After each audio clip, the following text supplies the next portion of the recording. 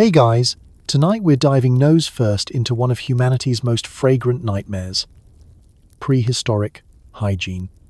This was a time before 10-step facial cleansers, shampoo, soap, or the basic human understanding that smelling like a rotting piece of meat might be bad. Our ancestors were out there exfoliating with sand, moisturizing with animal grease, and bathing roughly once per decade. No showers, no floss. No scented candles unless a nearby bush spontaneously was lit on fire. So before you settle in, take a second to like the video and subscribe, but only if you actually enjoy what I do here. Drop a comment to let me know what time it is, where you're listening from, and how many days you've gone without washing your hair or your body. No shame, this is a safe space. Now, dim the lights, turn on a fan for that calming "please drown out my neighbors" white noise, and get comfortable, maybe grab a blanket. Or if you really want to commit, wrap yourself in a bear skin and rub some mud on your face for full immersion. But seriously, have you ever wondered what people did before toothpaste, before deodorant, before anyone even had the good sense to invent a toothbrush? Did anyone floss? Was every bath a near-death experience? Did prehistoric people have skincare routines, or did they just wake up, stare at a mammoth and say, "That's good enough"? Were lice basically family pets? How do you even freshen up when your only beauty product is yesterday's leftover bone marrow? Would you have survived a day without your shower gel, or would you be immediately voted out of the cave? And the big one: how did anyone, anywhere, ever get a date? Congratulations, you've just woken up somewhere between 10,000 and 3000 BC. Your pillow is a rock, your shampoo is a myth, and your only luxury spa experience is when it rains.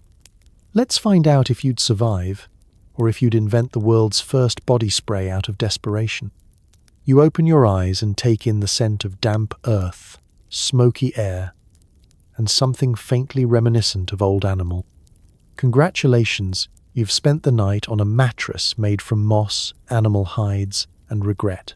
Your bedroom is a cave or a hut shared with your entire extended family, plus a family of beetles. Sheets? Never heard of them. Throw in a draft so sharp it could exfoliate your skin, and you've officially started your prehistoric morning routine. You attempt to stretch, but quickly realize that luxury memory foam hasn't been invented, and your lower back is still holding a grudge from that time you tried to sleep on a rock. The ground beneath you is only slightly softer than the rocks outside, possibly because it's had 6 months of people sleeping, eating, and occasionally weeping on it. If you're lucky, the animal hide beneath you is fresh. If you're not, well, at least the lice are familiar by now. There's something comforting about shared suffering, especially when that suffering is also slightly furry. You're not alone. Even before you open your eyes, you know exactly who's in your room. There's the soft snoring of your little sibling, the sudden foot to the ribs from Uncle moves in his sleep, and, of course, the chorus of tiny creatures skittering for cover when the first rays of sunlight filter through the cracks. Privacy is a modern myth. If you want alone time, your only option is to crawl into the nearest bush and hope nobody needs firewood. If you're hoping for a gentle start to the day, you'll be disappointed. The prehistoric morning alarm comes courtesy of either a hungry baby, a not quite domesticated dog barking at nothing, or the joyful shriek of someone discovering that the family food supply is now also the family ant colony. There are no snooze buttons, just the cold reality of a new day, and possibly someone else's elbow lodged firmly in your ear. As you sit up, your blanket, if you have one, is a scratchy strip of fur that somehow managed to be both too warm and too damp. Maybe it was borrowed from last night's dinner, or maybe it's just been around so long that nobody remembers which animal it used to be. It definitely still smells like its previous owner. If you're lucky, you only have to share it with one other person. If you're unlucky, it's a communal arrangement, and everyone's toes are in open competition for warmth. You take a deep breath, through your mouth, of course, because the fresh air outside the shelter still smells like smoke, sweat, and a hint of existential dread. On good days, there's a whiff of pine needles or wildflowers. On bad days, it's mostly just wet dog and regret. It's a complex bouquet, impossible to bottle and definitely not coming to a spa near you. You check yourself for new roommates. Not the human kind, the little ones. Fleas, ticks, and the occasional confused beetle, all making themselves at home in your hair or your bedding. It's like waking up at a really exclusive, very itchy hostel. If you find something crawling, congratulations. That's your protein boost for the day, or at least a reminder that you're never truly alone. You swipe them off and move on. Climbing out of bed is a team effort. With no real beds, you sort of roll, wriggle, and crawl your way upright, hoping you don't step on anyone's hand, or worse, the family's only flint tool. The floor is a glorious mixture of packed dirt, old bones, lost belongings, and last night's coals, hot enough to keep the animals out but never quite warm enough for your toes. Your first steps of the day are tentative. The shelter might be a cave, smoky and echoing, or it might be a wattle and daub hut, patched with hope and moss, letting in drafts from all sides. The only light is whatever manages to sneak in around the edges of the animal hide door. Outside, the world is waiting, cold and enormous. But for now, you sit in your little corner of prehistory, grateful for the warmth of the bodies around you, the relative safety of your roof, and the fact that nobody has yet invented Mondays. Congratulations! You survived another night on the world's original dirt mattress. And if you still have all your toes, you're already ahead of the curve. You try to say, "Good morning," but what comes out could legally be classified as a biological weapon. There's no toothpaste, no mint, and no dental floss. Everyone's breath smells like last night's campfire stew and raw onions. On the bright side, since nobody's invented personal space yet, you're free to bask in the halitosis haze with everyone else. It's a special kind of bonding, really. The prehistoric morning doesn't start with a smile. It starts with the collective exhale of your entire family and a handful of domesticated animals. The air in the shelter is so thick you could probably carve off a slice and sell it as essence of Neolithic morning. There's no shame in it, either. Everyone's in the same boat, and the boat is sinking in a swamp of garlic and fermented root vegetables. If you're lucky, your first words aren't immediately met with a wince or a backward shuffle. In the Stone Age, the only person with fresh breath is the one who fell asleep with a sprig of wild mint in their mouth, and let's be honest, they probably swallowed it by accident halfway through the night. Most people just roll with it. In fact, a yawn wide enough to catch a passing moth is basically the prehistoric version of a handshake. No one's scrubbing their tongue with a fancy brush or rinsing with mouthwash that tastes like disappointment and fake wintergreen. The closest thing you have to oral hygiene is chewing on a dry stick, which doubles as both a toothpick and, when you're bored, a small snack. In some places, people gnaw on aromatic twigs or roots. The result? A slight improvement, like lighting one scented candle in a landfill. You look around, and there's a lot of open-mouthed breathing happening. It's not a fashion statement. It's just that your sinuses are still recovering from sleeping in a cave full of smoke, fur, and 8 other people's dreams. You're all sharing air, sharing smells, and sharing the unspoken agreement that nobody mentions it, because mentioning it just makes you realize how truly impressive the problem has become. Breakfast is no help.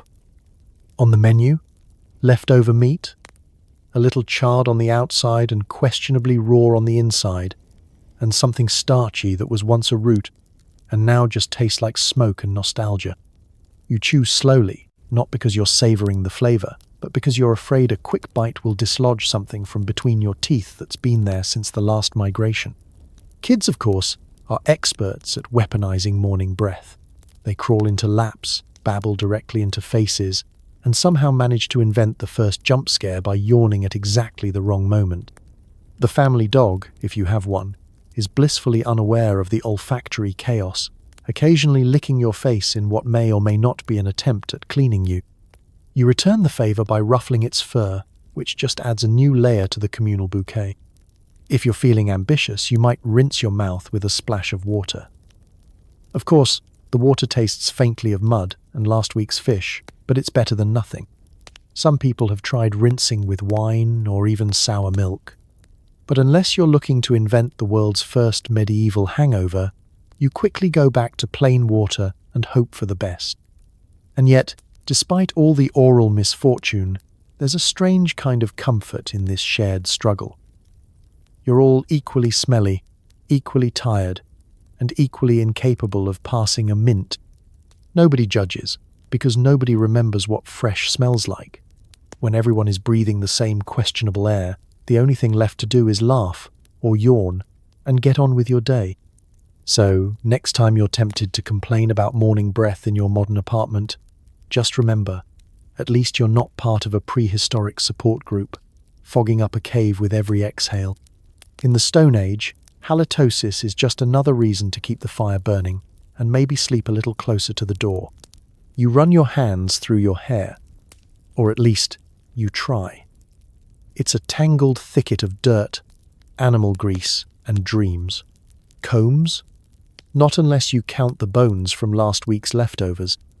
If you're feeling fancy, maybe you rub in some bear fat for that styled by survival look. Let's not kid ourselves. Prehistoric hair care was less self-care Sunday and more, let's hope the birds haven't nested in here again. The last time anyone brushed their hair, it was with a stick that promptly snapped, and the only people with anything resembling a part are the ones who recently lost a fight with a thorn bush. Your hair is part camouflage, part insulation, and part record of everywhere you've slept for the past month. Congratulations, you're a walking scrapbook. Every morning is a new adventure in follicular archaeology. Did you sleep near the fire? Expect ash streaks, mysterious singe marks, and the faint aroma of smoked mammoth. Did you doze off outside? There's a good chance a beetle or two is along for the ride, plus a few twigs you can claim are the latest style if anyone asks. And, trust me, someone will ask. But only so they can compare how many leaves they pulled out of their own hair this morning. If you're especially lucky, you wake up with only a mild tangle. If not, you have a situation on your hands, and possibly your shoulders too. Untangling prehistoric hair is an exercise in optimism and pain tolerance. Without conditioner, every knot is a negotiation. Do you pull gently and risk spending the next 3 hours at it? Or do you grit your teeth, give it a solid yank, and just accept that you might lose a chunk? Either way, you're adding to the community bedding, one lost clump at a time. Bear fat, you'll soon learn, is the Stone Age's answer to every hair problem. Dry ends? Rub some fat on them. Too much static? More fat. Trying to keep the bugs away? Bear fat, now with extra pungency. Not only does it help to mat things down, but it also offers a rich, lingering scent that says, yes, I am at the top of the food chain, at least until something with bigger teeth comes along. It's a look, and it's not optional. Combs are a privilege, not a right. If your group is lucky enough to have one, it's probably made from carved bone or antler, handed down like a family heirloom, and considered almost magical for its ability to create straight lines in chaos. Sharing it is a group ritual. Whoever finds it gets first dibs, and then it gets passed around like the world's saddest Olympic torch. There's no detangling spray, just the faint hope that the bone doesn't snap and catapult across the hut. Sometimes, early humans got creative, braiding their hair to keep it from turning into a single all-consuming knot. These weren't Instagram-worthy fishtails, though. Picture a series of wild, uneven plaits, each one a testament to either ingenuity or a complete lack of mirrors. Some would even tie small bones or feathers in for decoration, or as a warning to lice. You are not alone in there. Speaking of lice, let's just acknowledge the real MVPs of the prehistoric scalp.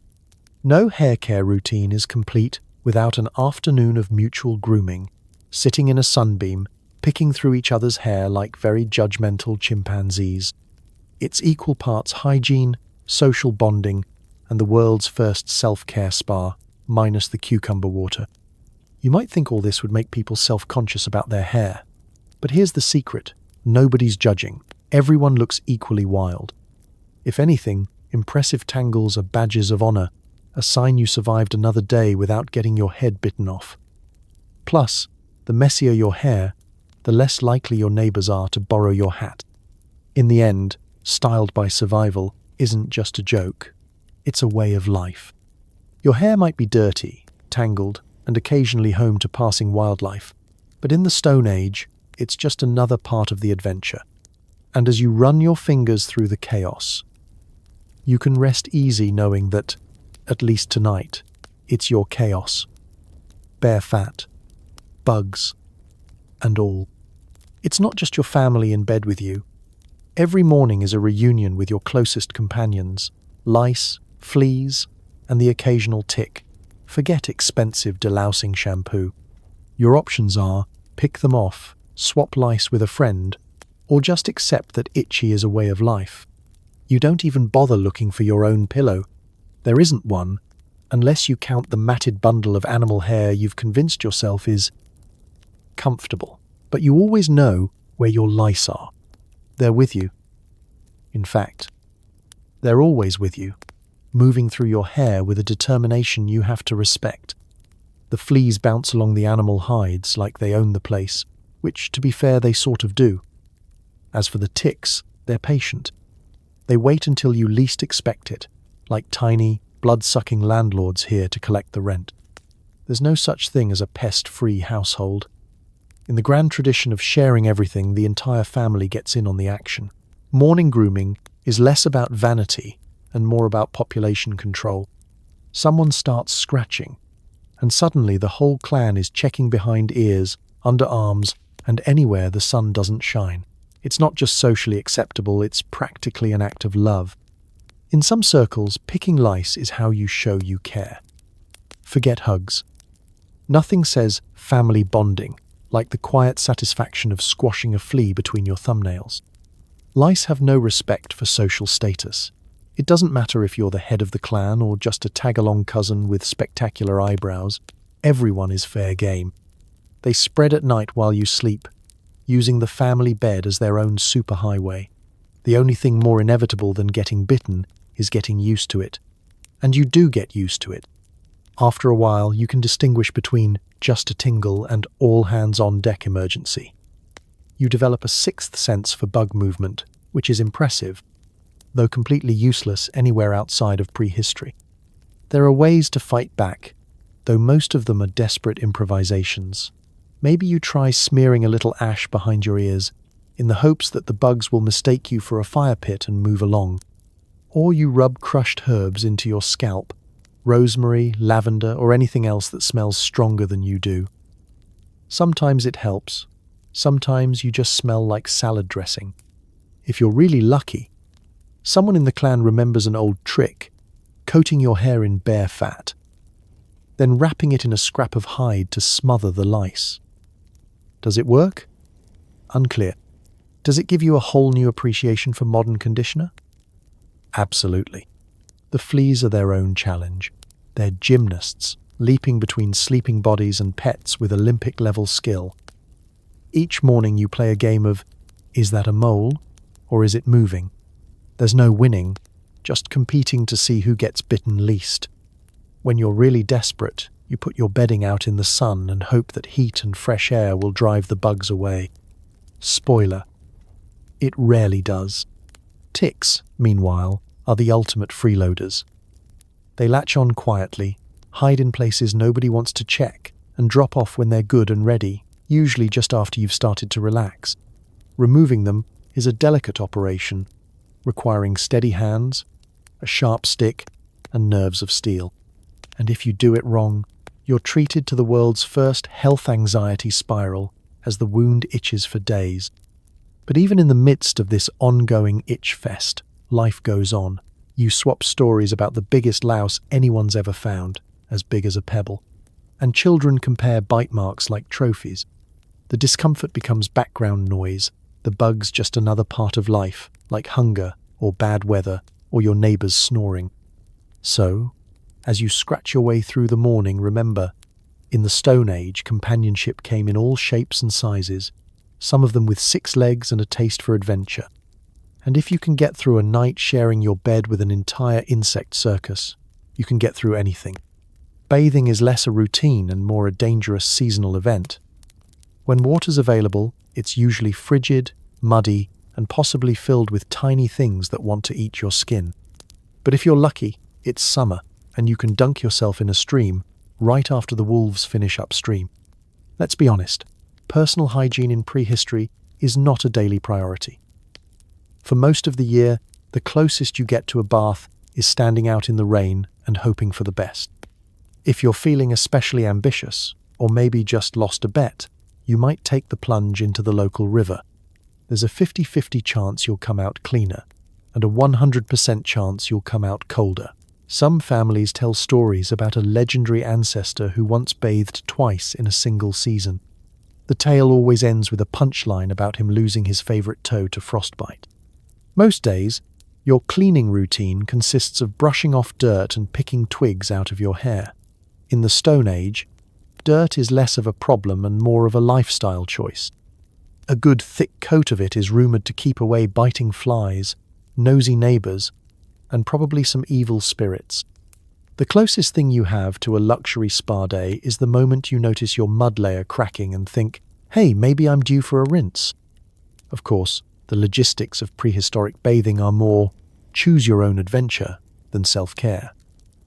Is the water downstream from last night's campfire? Great, now you're covered in soot. Is it a lake?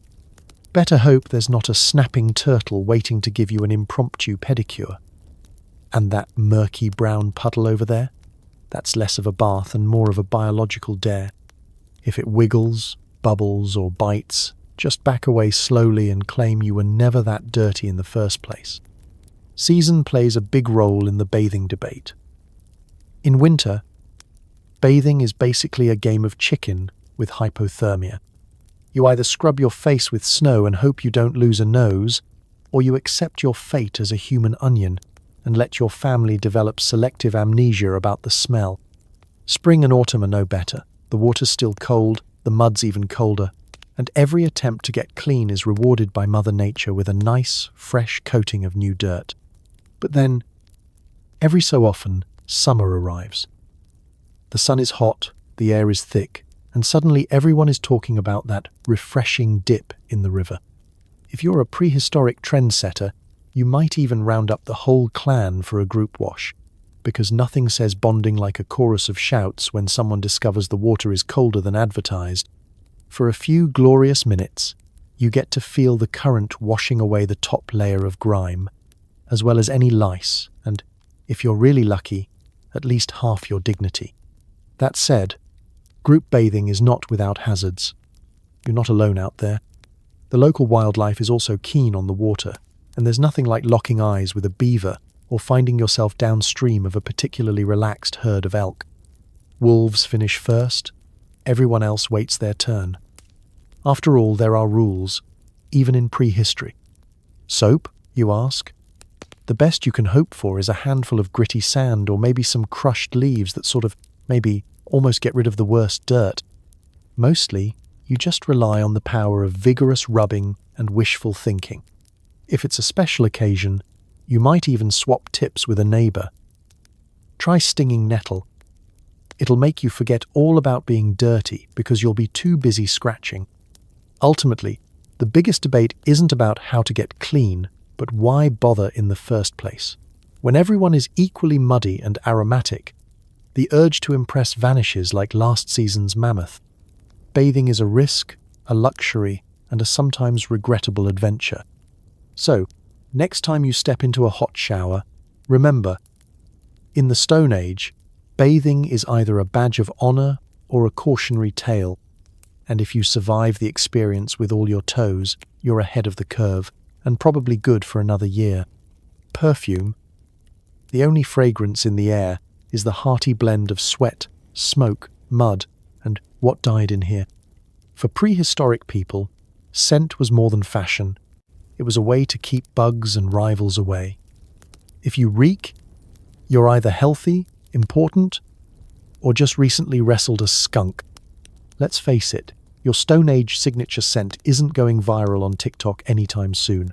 Every step you take leaves behind an aromatic trail strong enough to knock out a saber-toothed cat. But this isn't a flaw, it's a strategy. In a world without bath bombs or body spray, the real flex is having an odor so distinctive that your friends can find you in the dark and your enemies know to steer clear. Scent in the prehistoric world does a lot of heavy lifting. First, it's camouflage. That delightful hint of smoke, it masks your human smell so the mammoth you're trying to sneak up on doesn't get suspicious. The mud on your legs and face, that's bug repellent, sunscreen, and, honestly, a mood. And the ever-present bouquet of sweat and last night's stew, that's just biology's way of reminding everyone how hard you've been working or how long it's been since anyone went near a river.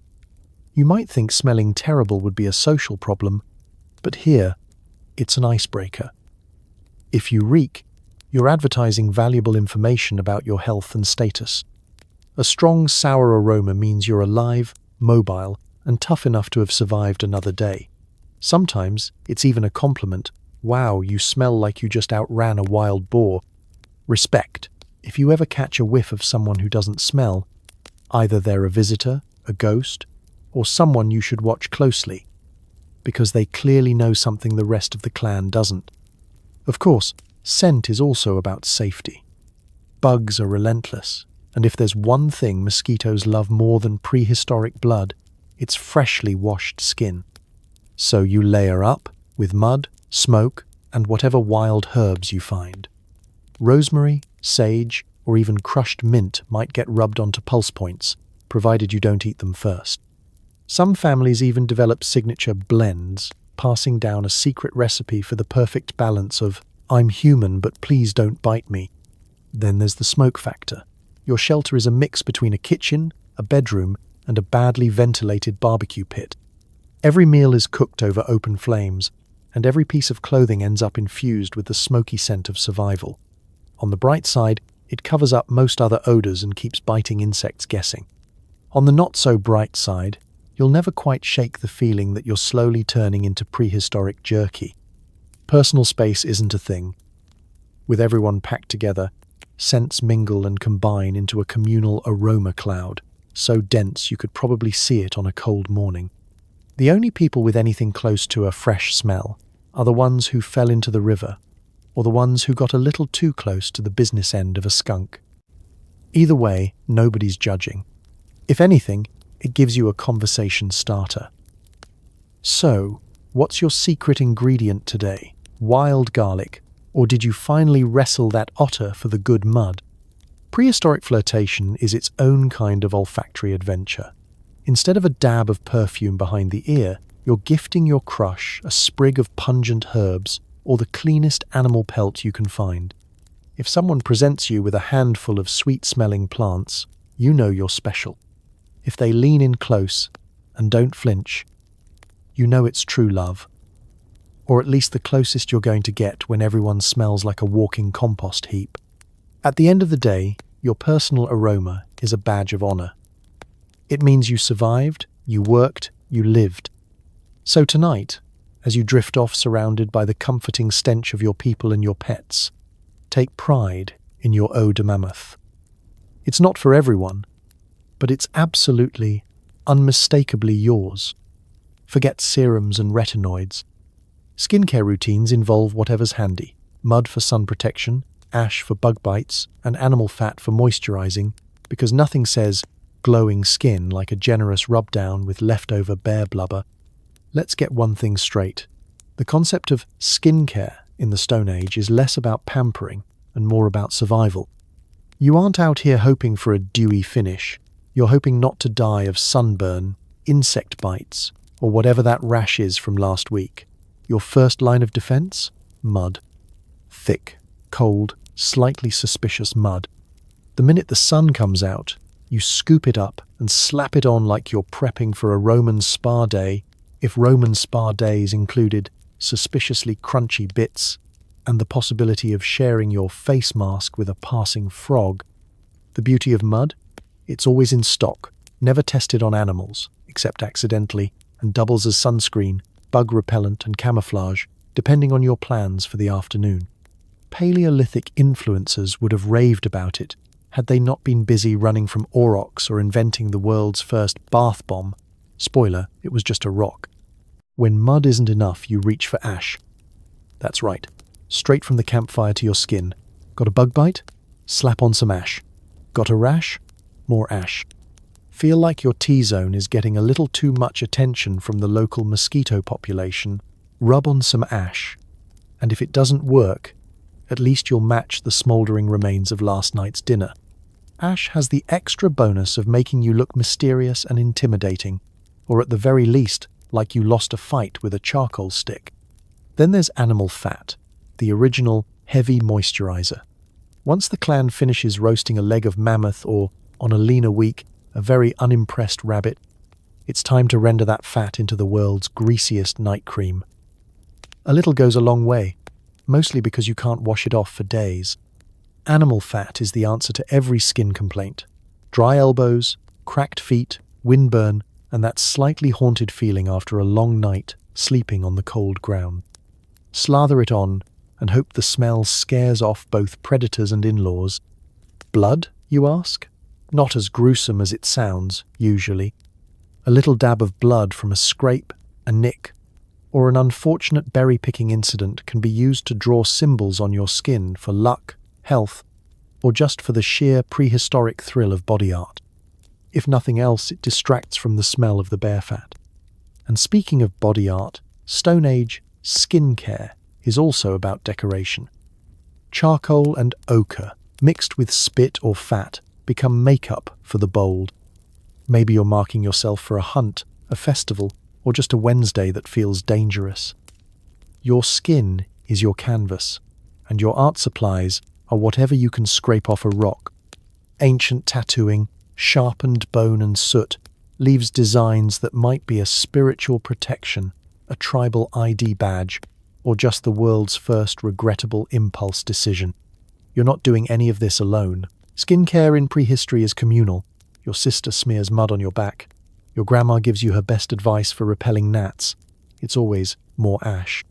And your best friend critiques your new ochre streaks. Sure, nobody's exfoliating, unless you count falling in gravel, but everyone's got an opinion on the best mud pit in the valley. At the end of the day, you may not have flawless skin, but you have the Stone Age version of resilience. Every smudge, streak, and greasy patch is proof you survived another day under a brutal sun, relentless bugs, and the world's first spa treatments, direct from nature, no appointment necessary. So, as you drift off to sleep, coated in the ancient trifecta of mud, blood, and fat, you can rest easy knowing you're not just surviving, you're practically glowing, at least by the flickering light of the campfire. And tomorrow? There's always more mud. Your only outfit is made from animal skins, and if you're trendy, woven plant fibers. Clothes are rarely washed, mostly because the process is harder than your abs after 6 months of foraging. Bonus: dirt and grease add an extra layer of insulation, and maybe keep the lice guessing. Prehistoric fashion is not about making a statement. It's about surviving the statement that is your environment. That stylish bearskin tunic? It's not just to impress the neighbors or attract a mate. It's your portable blanket, your raincoat, your towel, and sometimes your napkin. You get one outfit, maybe two if you're part of the upper 1% of mammoth hunters, and you wear it until it falls off, runs away on its own, or gets stolen by a jealous cousin who swears it was just borrowing. Laundry day is less a routine and more an act of communal desperation. If you really want to wash your clothes, first you have to track down a stream that isn't currently home to a family of beavers or haunted by whatever that thing was you heard last night. Then you have to haul your entire wardrobe, all 2 pieces, down the hill, soak it, pound it with rocks or sand, and hope the water's not so cold you accidentally invent the first ice bath. If you're really dedicated, you might add some ashes for extra cleaning power. A trick passed down from someone's great-grandmother and guaranteed to give you the distinctive scent of campfire chic. But let's be real. Most of the time, you just let your clothes marinate. Every new layer of grime adds character. The thick build-up of mud, fat, and whatever you sat in at the last clan meeting acts as a protective shell. like ancient armor that confuses both bugs and casual observers. If you find yourself envying the sparkling clean villagers in shampoo commercials, just remember, they wouldn't last a day in your world of natural insulation and extreme sport laundry avoidance. And don't get any ideas about fancy undergarments. There's no such thing as breathable fabric unless you count the strategically placed holes that develop after months of wear. Support comes in the form of an extra wrap of hide, a few lucky knots, or just a robust sense of resignation. You adapt quickly to the feeling of rough seams and the occasional surprise prick from a wayward piece of dried grass woven into the fibers. Fashion, if you can call it that, is about practicality. That leopard pelt? Sure, it looks cool, but it's also waterproof and heavy enough to double as a weighted blanket during a thunderstorm. Plant fiber skirts and shirts, when you can make them, breathe better in the summer heat and provide a handy surface for wiping your hands, face, or whatever fish you just caught. Accessories might include bone needles, a stone scraper, or, if you're feeling flashy, a necklace made from teeth, claws, or the kind of shell that everyone else in camp has definitely licked at least once out of curiosity. As for foot protection, you either go barefoot and build up calluses tough enough to shame a rhino, or you wear shoes made from scraps of leather and twine, always slightly damp and never, ever the same size as your 2 feet. If you lose one in the mud, congratulations. You've started the world's earliest game of Find the Missing Sandal.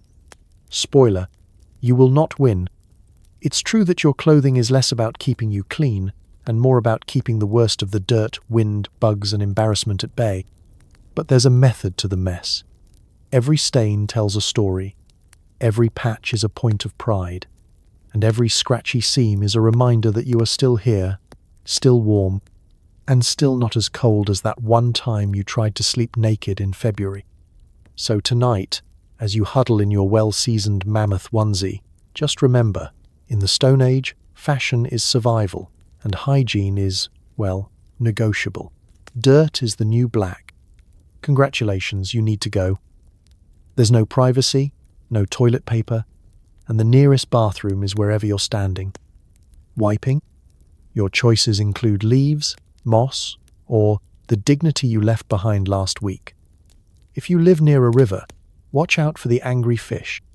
Toileting in prehistory isn't so much a daily ritual as it is an ongoing negotiation with gravity and luck. The world is your restroom, unfortunately. It's also everyone else's. You've probably found yourself searching for a quiet spot behind a bush, only to realize the entire clan had the same idea an hour earlier. The only boundaries are how far you're willing to wander before someone asks if you've gotten lost. There's no sign-in sheet, but there are definitely footprints. Personal space? Not a thing. Your only hope for privacy is to get up before sunrise and hope the local wildlife is sleeping in. Of course, there's always a chance you'll pick a spot already claimed by a family of badgers, or discover that you're being watched by a herd of curious deer who've never seen anything quite like your morning routine. Eye contact is avoided for everyone's sake. As for technique, prehistoric toileting is a crash course in creative problem-solving. You quickly become an expert in the local flora, learning which leaves are soft, which are scratchy, and which ones will make you regret all your life choices. Moss is prized for its gentle touch and cooling effect, but don't get too attached. A good patch of moss is community property, and nothing sparks an argument quite like someone hoarding the good stuff. You might try rocks, but that's a gamble. Some are smooth, some are not. You only make that mistake once. In drier climates, handfuls of sand might do the trick, while in other places, a sturdy stick gets the job done, more or less. If you're especially unlucky, you discover the hard way why people warn you about stinging nettles. There's no customer support hotline for prehistoric toilet emergencies, just a lot of awkward waddling back to camp. Location is everything. Choose wrong, and you're not just risking embarrassment, you're risking disaster. Too close to camp, and you're the talk of the group. Too far, and you might end up starring in your own Lost in the Woods saga. Digging a small hole is considered best practice, but in reality, you're often just hoping rain or animals will handle cleanup. Sanitation is less a science and more of a hope and a prayer. River proximity is a double-edged club. On one hand, it's convenient, free-flowing water to rinse your hands and maybe even your dignity. On the other hand, rivers are home to fish with absolutely zero respect for personal boundaries, and you haven't known true terror until you've looked down to find an inquisitive eel considering you for breakfast. Plus, whatever goes in upstream has a funny way of coming back downstream at the worst possible moment. And let's not forget, when you're out in the open, weather becomes your nemesis. Wind can turn a routine task into an Olympic sport. Rain can wash away your tracks, your tools, and your last ounce of self-respect. Snow? Let's just say there's a reason you're grateful for all that thick fur you haven't washed in months. Kids are fearless, going wherever and whenever nature calls, sometimes mid-conversation, sometimes mid-dinner. Elders, meanwhile, claim the choicest spots out of sheer experience. For everyone else, it's a first-come, first-served situation with a constant threat of accidental witnesses. You learn to announce your intentions with a casual, "Don't follow me," and hope for the best. And when it's all said and done, hygiene means a handful of water, if you're lucky, and a shrug. There's no soap, no antiseptic wipes, and definitely no scented candles. The only reward for a job well done is the knowledge that you lived to tell the tale. So, the next time you sigh in relief on your modern porcelain throne, just remember, prehistoric toileting was a test of courage, skill, and occasionally your sense of humor. And as you settle back into your moss-lined bed tonight, at least you can say you survived another day without sitting on a porcupine. Worried about body odor? Too bad. Your best bet is smoke from the fire, or maybe a handful of aromatic herbs if you're feeling high maintenance. Some cultures experimented with clay or chalk as a makeshift deodorant. Finally, a use for those random white rocks. Let's face it, you aren't impressing anyone with your scent in the Stone Age. Your day begins and ends in a delicate fog of sweat, smoke, and whatever you rolled in during the night. If you're lucky, your new aroma is pine needle with undertones of slightly burnt mammoth. If you're not, it hasn't moved from this spot since last spring. Unlike today's world, where every soap ad tries to convince you that you need to smell like a field of mystical lavender that's just been blessed by a unicorn, prehistoric folks knew that personal fragrance was really about survival and maybe a bit of luck. You can't afford to waste precious hours on an elaborate skincare routine when your only real competition is the other cave dwellers who also haven't seen a bar of soap since the Ice Age. If you're trying to freshen up, the first stop is always the campfire. Not only does it cook your food and scare away wolves, but a healthy dose of smoke can mask just about any smell you're carrying. It's the original body spray. Just sidle up to the fire, spin a few times like a rotisserie chicken, and let the smoke do its work. Sure, your hair now smells like smoked venison, but so does everyone else's. Some nights, when everyone is sitting around the flames, you'll notice people subtly wafting smoke into their armpits or doing a slow turn, arms raised, as if worshipping the god of not smelling terrible. It's not a dance, it's survival. You might even spot someone standing directly in the densest part of the smoke, eyes streaming, nose running, determined to come out the other side just a little less pungent. For the more ambitious or herbal-minded among you, aromatic plants are the next best thing. Wild mint, sage, or rosemary are pressed into service, literally pressed, then tucked into clothing or rubbed on pulse points. If you want to get fancy, you can crush them and mix them with animal fat for extra stickiness. Now you smell like a stew, but that's still an upgrade from feral swamp, and if nothing else, you'll keep the flies guessing. Of course, if you're in a region with chalky soil or a handy supply of clay, congratulations. You've discovered prehistory's answer to the deodorant stick. People would rub white clay or chalk under their arms, across their necks, and anywhere else that needed a little freshening up. It dries out sweat, masks odor, and gives you the stylish, just crawled out of a gravel pit look that's all the rage this season. Bonus points if you use the leftover powder to scribble cave art or play an impromptu game of tic-tac-toe. What you won't find is anyone shaming you for how you smell. There's a mutual understanding in the Stone Age that everyone is equally aromatic, and you save your strongest judgments for the guy who once tried to use skunk glands as cologne. He's still single. On very special occasions, think big hunts, clan meetings, or the annual Let's Hope Winter Ends festival, people might make an effort to outdo one another with creative freshening solutions.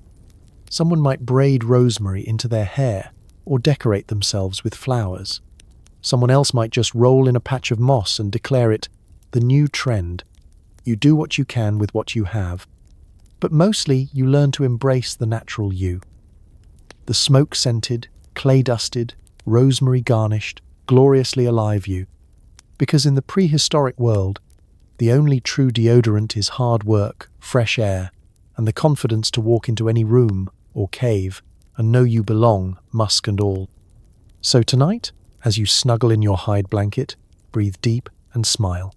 You're part of the oldest tradition in human history, smelling exactly like where you've been. And in this world, that's not just normal, it's practically a superpower. Dental hygiene is a team effort. Chew tough roots, gnaw on bones, and occasionally use a stick to poke out whatever's lodged in your teeth. If you lose a tooth, you swallow it, offer it to the fire spirits, or just move on with a new whistle when you talk. Welcome to the original era of natural dental care. No toothpaste, no floss, and certainly no dentist with gentle music and a payment plan. Your teeth are your primary tools, second only to that rock you keep in your pouch. From the moment you wake up, your mouth is on the front lines, tearing strips of dried meat, gnawing on roasted tubers, and crunching seeds like a prehistoric popcorn enthusiast. If you're lucky, you still have most of your teeth by the time you hit adulthood. If not, you've learned to slurp soup and communicate in whistles. Most mornings, your oral routine consists of rinsing your mouth with a handful of cold water, which may or may not have a tadpole in it, and then grabbing a fibrous twig to poke, scrape, or jab at whatever's stuck between your molars. Some days, you use the same stick to scratch your scalp, so the concept of sanitary is more of a modern fantasy. But hey, it gets the job done, or at least distracts you from the ache in your jaw. Dinner isn't just a meal, it's a dental stress test. Bones are chewed not just for flavor, but to get every last bit of marrow, gristle, or, let's be honest, entertainment. If a tooth starts wiggling, you might absent-mindedly twist it out and keep right on eating. Kids look up to elders with a full set of teeth as heroes, living proof that wisdom, luck, and a low roughage diet can take you far. If you break a tooth, that's just another story to tell around the fire, right after the time Uncle Grok tried to eat a stone thinking it was a potato. Pain is a given. Toothaches are as much a part of life as hunger and bug bites. You might wake up with a dull throb in your jaw and fall asleep with a new appreciation for every tooth still holding on for dear life. Treatments? Not so much. You might chew on medicinal herbs or apply a little mud to the cheek and hope the pain spirits take pity on you. Occasionally, a brave soul will ask the strongest person in camp to just yank it out. This is usually followed by much yelling, a cup of fermented berry juice, and a strict vow never to ask for help again. Cavities are common, especially if you manage to get your hands on honey, dried fruit, or anything that isn't a root, tuber, or mystery meat. You'll know you have one when you start wincing at the first bite of cold food, or when a suspiciously bad smell begins to radiate from your mouth and the family dog starts looking at you with concern. Minty fresh isn't a thing. Still attached is about as good as it gets. Losing teeth isn't a tragedy, it's a milestone. Your first lost tooth might be celebrated with a little song, or maybe just a pat on the back and a new nickname. Old people who can still eat hard nuts are basically rock stars. And if you lose so many that you can't chew, congratulations, you're promoted to the exclusive Soup for Every Meal Club, membership by dental attrition. Some days, you try to clean your teeth with a sharp bone or a feather, which may or may not make things worse. At least you're trying. The real dental MVP, though, is the humble stick. Chew one end until it frays, and you've got yourself the world's first toothbrush. And just like that, you're part of a tradition that will, millennia from now, turn into flossing while watching TV. So tonight, as you lay down your weary jaw, remember, every chip, crack, and lost tooth is just another step on the road of human progress. And if you whistle in your sleep, you're just making music for the ancestors. There's no fridge, so everything is farm to table, by which I mean rotting to mouth. You eat whatever doesn't run away. Cooking kills some germs, but not all. If you survive lunch, consider it a win. You know you're living in prehistoric times when mealtime feels less like a culinary adventure and more like an episode of Will This Kill Me? Forget expiration dates. Your only freshness test is whether the food snarls back. If the berries aren't crawling away, if the meat only moves when you poke it, and if the bread is less green than the moss on your hut, you're in luck. It's dinner. Shopping for groceries means chasing down anything slower than you, or scavenging for roots, nuts, and whatever else the animals haven't claimed. If you get a haul, congratulations, you're tonight's chef and tomorrow's potential patient zero. Every meal is a gamble. The main course could be something you hunted, trapped, or borrowed from a neighboring clan. If it's fish, you pray it was more alive than dead when you found it. If it's mushrooms, well, let's just say you're about to discover whether you've got the rare talent of identifying the edible from the hallucination-inducing. And then there's the preparation. Cooking is a group activity, best enjoyed with everyone offering unsolicited advice and zero hand-washing. You rub the dirt off a tuber, maybe scrape off the black bits from last night's mammoth steak, and toss everything into the communal fire. There's no cutting board, no running water, and absolutely no 5-second rule. You drop it? It's still good. Just pretend you like the extra crunch. Fire is your best and only friend in the war against invisible dangers. Charring meat gives you the satisfaction of seeing at least some of the bugs and germs die right in front of you. Unfortunately, prehistoric fires have two settings: barely warm and incinerate. That means your stew will have floating bits that are either burnt to a crisp or suspiciously raw. You learn to love the taste of smoky surprise and, on special occasions, slightly less chewy than usual. Of course, not all food is eaten cooked. Fresh fruit is a treat, but only if you pick it before the worms do. Some days you bite into a pear, discover half is missing, and thank the bugs for softening it up. Nuts, roots, and tubers are your daily staple, washed in the river if you remember, or just dusted off with your hand if you don't. Occasionally, you stumble on honey, and that's a true Stone Age miracle. If you can get past the bees and the old honeycomb that's been marinating in questionable circumstances. Leftovers? Absolutely. Prehistoric storage is leave it near the fire and hope for the best. Sometimes you dig a hole and hope nothing else digs it up first. Spoilage is a way of life. Mold is a garnish, and if it tastes weird, you just add more herbs and hope nobody notices. That fuzzy bit on the dried meat? Extra protein? Or maybe a bonus digestive challenge? Either way, you're not throwing it away. You're living on the edge of survival, and food waste is just not an option. Nobody judges. Everyone is equally at risk of chewing into something that crunches when it shouldn't, or slurping a soup that's gone from savory to sour overnight. Family meals are a mix of excitement, suspense, and the faint hope that you'll make it through without stomach cramps. And if you do get food poisoning, the treatment is simple. Try not to die. Maybe chew on some mint, drink lots of water, and rest up, assuming you're not on hunting duty. The prehistoric world is unforgiving, and lunch is always a roll of the dice. So, next time you wrinkle your nose at leftovers in your fridge, remember, your ancestors survived on food that came with free seasoning, a bit of fur, and the promise of adventure in every bite. If you survive dinner, you're officially winning at life. Water is both your best friend and your worst enemy. You drink from rivers, ponds, and puddles. Boiling it is a luxury for the truly paranoid. If it looks clear, you drink it.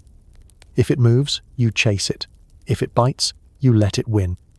Hydration in the Stone Age is basically a game show called Will It Kill Me, where the prize is not dying of thirst, and the consolation prize is, well, dying of something else.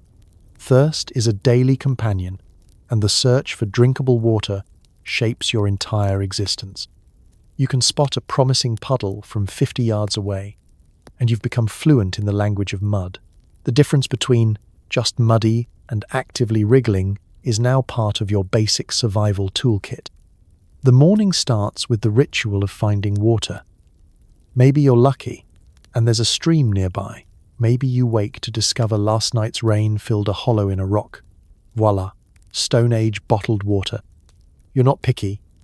You're just hoping for not brown. You lean down, cup your hands, and scoop up whatever you can, straining out the big bits with your teeth and telling yourself that extra crunch means extra minerals. And if you're extra fortunate, you catch the water before the local animals get to it. There's nothing quite like racing a herd of wild boar to a shrinking puddle or making awkward eye contact with a deer as you both drink, pretending this isn't the most embarrassing thing that's happened all week. Sometimes, you have to wait your turn behind a parade of frogs, birds, and whatever just slithered out of the reeds. Sharing is caring, unless you see teeth, in which case, you defer politely and find another puddle. Boiling water? Sure. If you've got time to make a fire, a vessel that doesn't leak, and the energy to explain to everyone why you're making your water taste like burnt sticks. For most of prehistory, boiling is a rumor, a luxury, and if you do it right, a miracle. Usually, you just cross your fingers, drink up, and pray to the local water spirits that you'll live to regret it. Bathing in water is a whole separate gamble. Rivers and lakes look inviting, until you remember every other living creature has the same idea. Fish nibble your toes, snakes glide by just close enough to make you rethink everything, and sometimes the water itself moves in a way that suggests it's got an agenda. The wise know not to ask questions. The very wise avoid swimming altogether. You quickly learn the difference between water you drink and water you do not talk about. The latter is usually downstream from the family toilet spot, or the place where something large and unfortunate recently expired. If you see bubbles, walk away. If you see bones, run. For those in colder climates, melting snow is an option, but only if you enjoy the taste of disappointment and a mild numbness in your teeth. Water storage is another daily battle. You might fill a hollowed-out gourd, a chunk of bone, or, on especially desperate days, your own cupped hands. Any container is a good container, so long as it keeps the water in and the bugs out, ideally at the same time.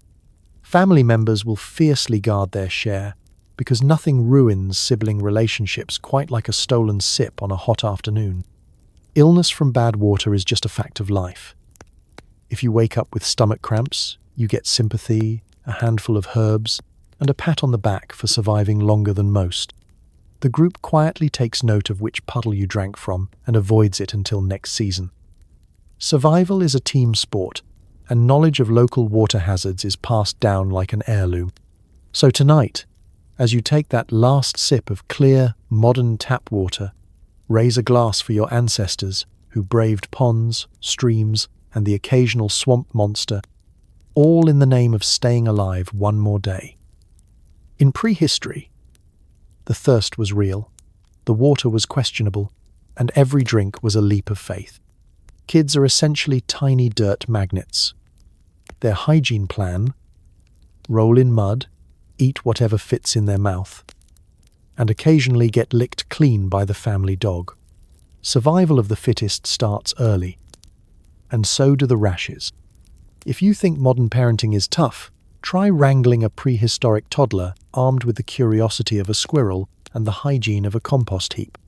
From the moment they can crawl, Stone Age children develop an instinct for finding every puddle, dung heap, or suspiciously sticky patch in a 3-mile radius. Bath time is not a nightly ritual. It's an accidental side effect of falling into a stream, or maybe the rare moment when everyone in the family agrees it's time to scrape off last season's grime. Your job, as the adult, is to keep your young ones alive long enough to develop a functioning immune system and basic hand-eye coordination. It's less about scrubbing them clean and more about preventing them from snacking on things that bite back. The youngest children spend their days exploring the natural world with all their senses: taste, touch, and what happens if I put this up my nose? Being sticky is their default state, and dirt is practically a second skin. Forget disinfectant wipes. If a child drops something edible on the ground, they'll pick it up, give it a curious glance, and pop it straight into their mouth. You learn quickly to distinguish between clean enough and definitely poisonous. Early nutrition involves a lot of trial and error, and the local wildlife isn't always helpful, especially when the dog encourages bad habits by enthusiastically cleaning up after the toddler's lunch, hands, and sometimes face. Bathing, when it happens, is communal and noisy. Most kids have to be herded. Bribes are exchanged. If you get in the water, you can play with this interesting rock. And there's a 100% chance someone will start crying, usually the adults. The cleanest children are the ones who fell in by accident or who made the mistake of wandering too close to the edge of the riverbank. Afterward, they'll dry off by rolling in dust, immediately undoing any progress made. Prehistoric clothing is not much help. Animal skins and woven grass skirts do little to keep out the dirt and a lot to trap interesting smells. By the end of the day, the average toddler looks like a living cave painting, streaked with mud, berry juice, and a few mystery stains that even the shaman can't identify. Bathing is optional, but rashes are inevitable. If a patch of skin turns red, you slap on some mud, blow on it for luck, and hope they don't scratch it open before it heals. Kids also invent the world's first hygiene hacks, sometimes on purpose, sometimes by accident. A handful of sand becomes an exfoliant, a sharp stick, a makeshift toothpick, and if all else fails, there's always a helpful sibling willing to pick bugs out of your hair. Sibling rivalry often turns into a grooming competition. Whoever finds the biggest louse wins the honor of most attentive, and the loser gets to be the next cleaning project. Despite all this chaos, children in the wild are shockingly resilient. Their immune systems are forged in the fires of mud pies and bug bites, and they bounce back from every scrape, rash, or mystery illness with a grin and a new handful of dirt. When bedtime comes, they collapse in a heap, sticky and happy, under a communal fur blanket, surrounded by the comforting smells of the clan and the dog who's never far away. So the next time you watch a toddler eat a handful of grass or bathe themselves in mud, just remember, in the Stone Age, this is all part of growing up wild and free. Rashes heal, stains fade, but the stories last forever. And if you survive childhood in the wild, you're ready for anything. There's no dermatologist, but there are plenty of rashes. You treat them with spit, herbs, or a pointed refusal to acknowledge them. If it doesn't fall off, it's probably fine.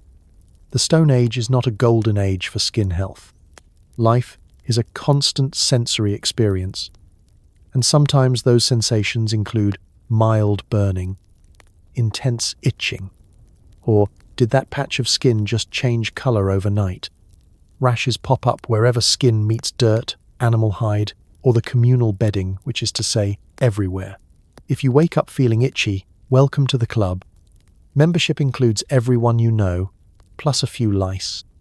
The day starts with a quick inventory. What's new, what's redder, and what's making that weird tingly feeling on your left ankle.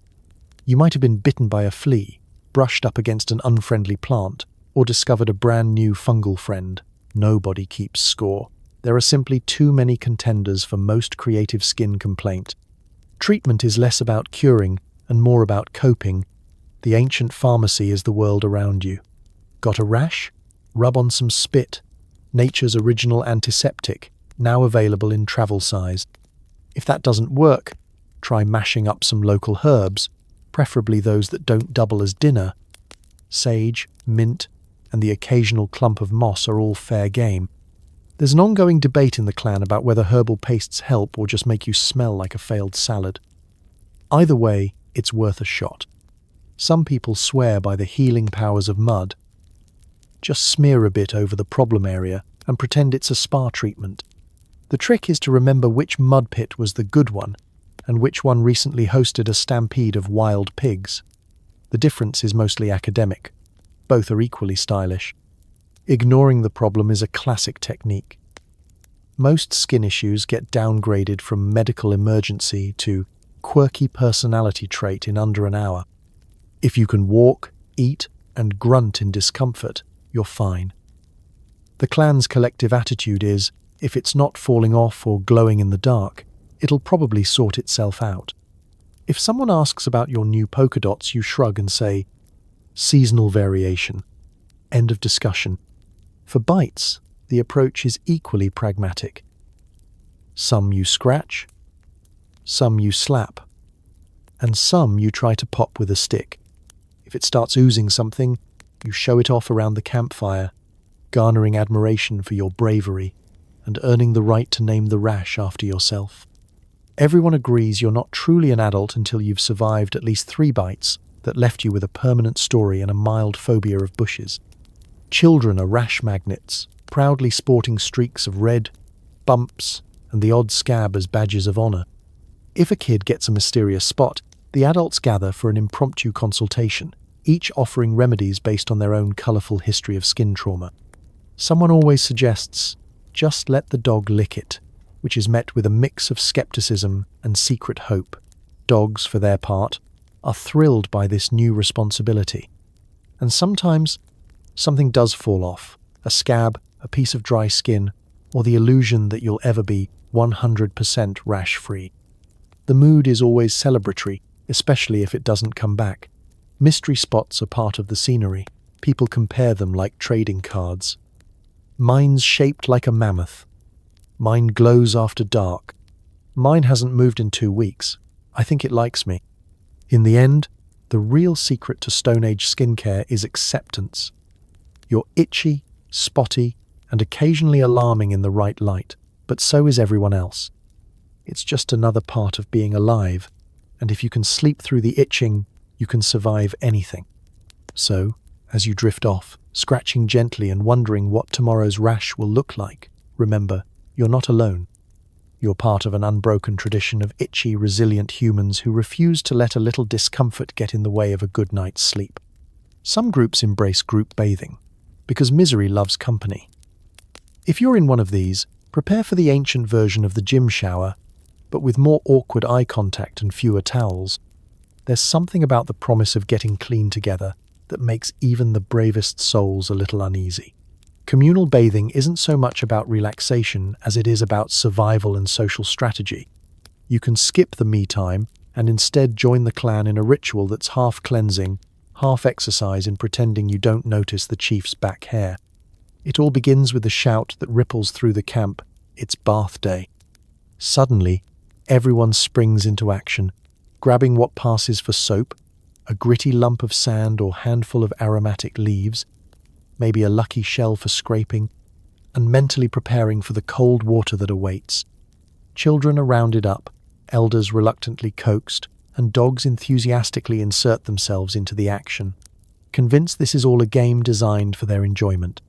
You trudge to the nearest body of water, a river or lake, or, if you're living large, a warm spring.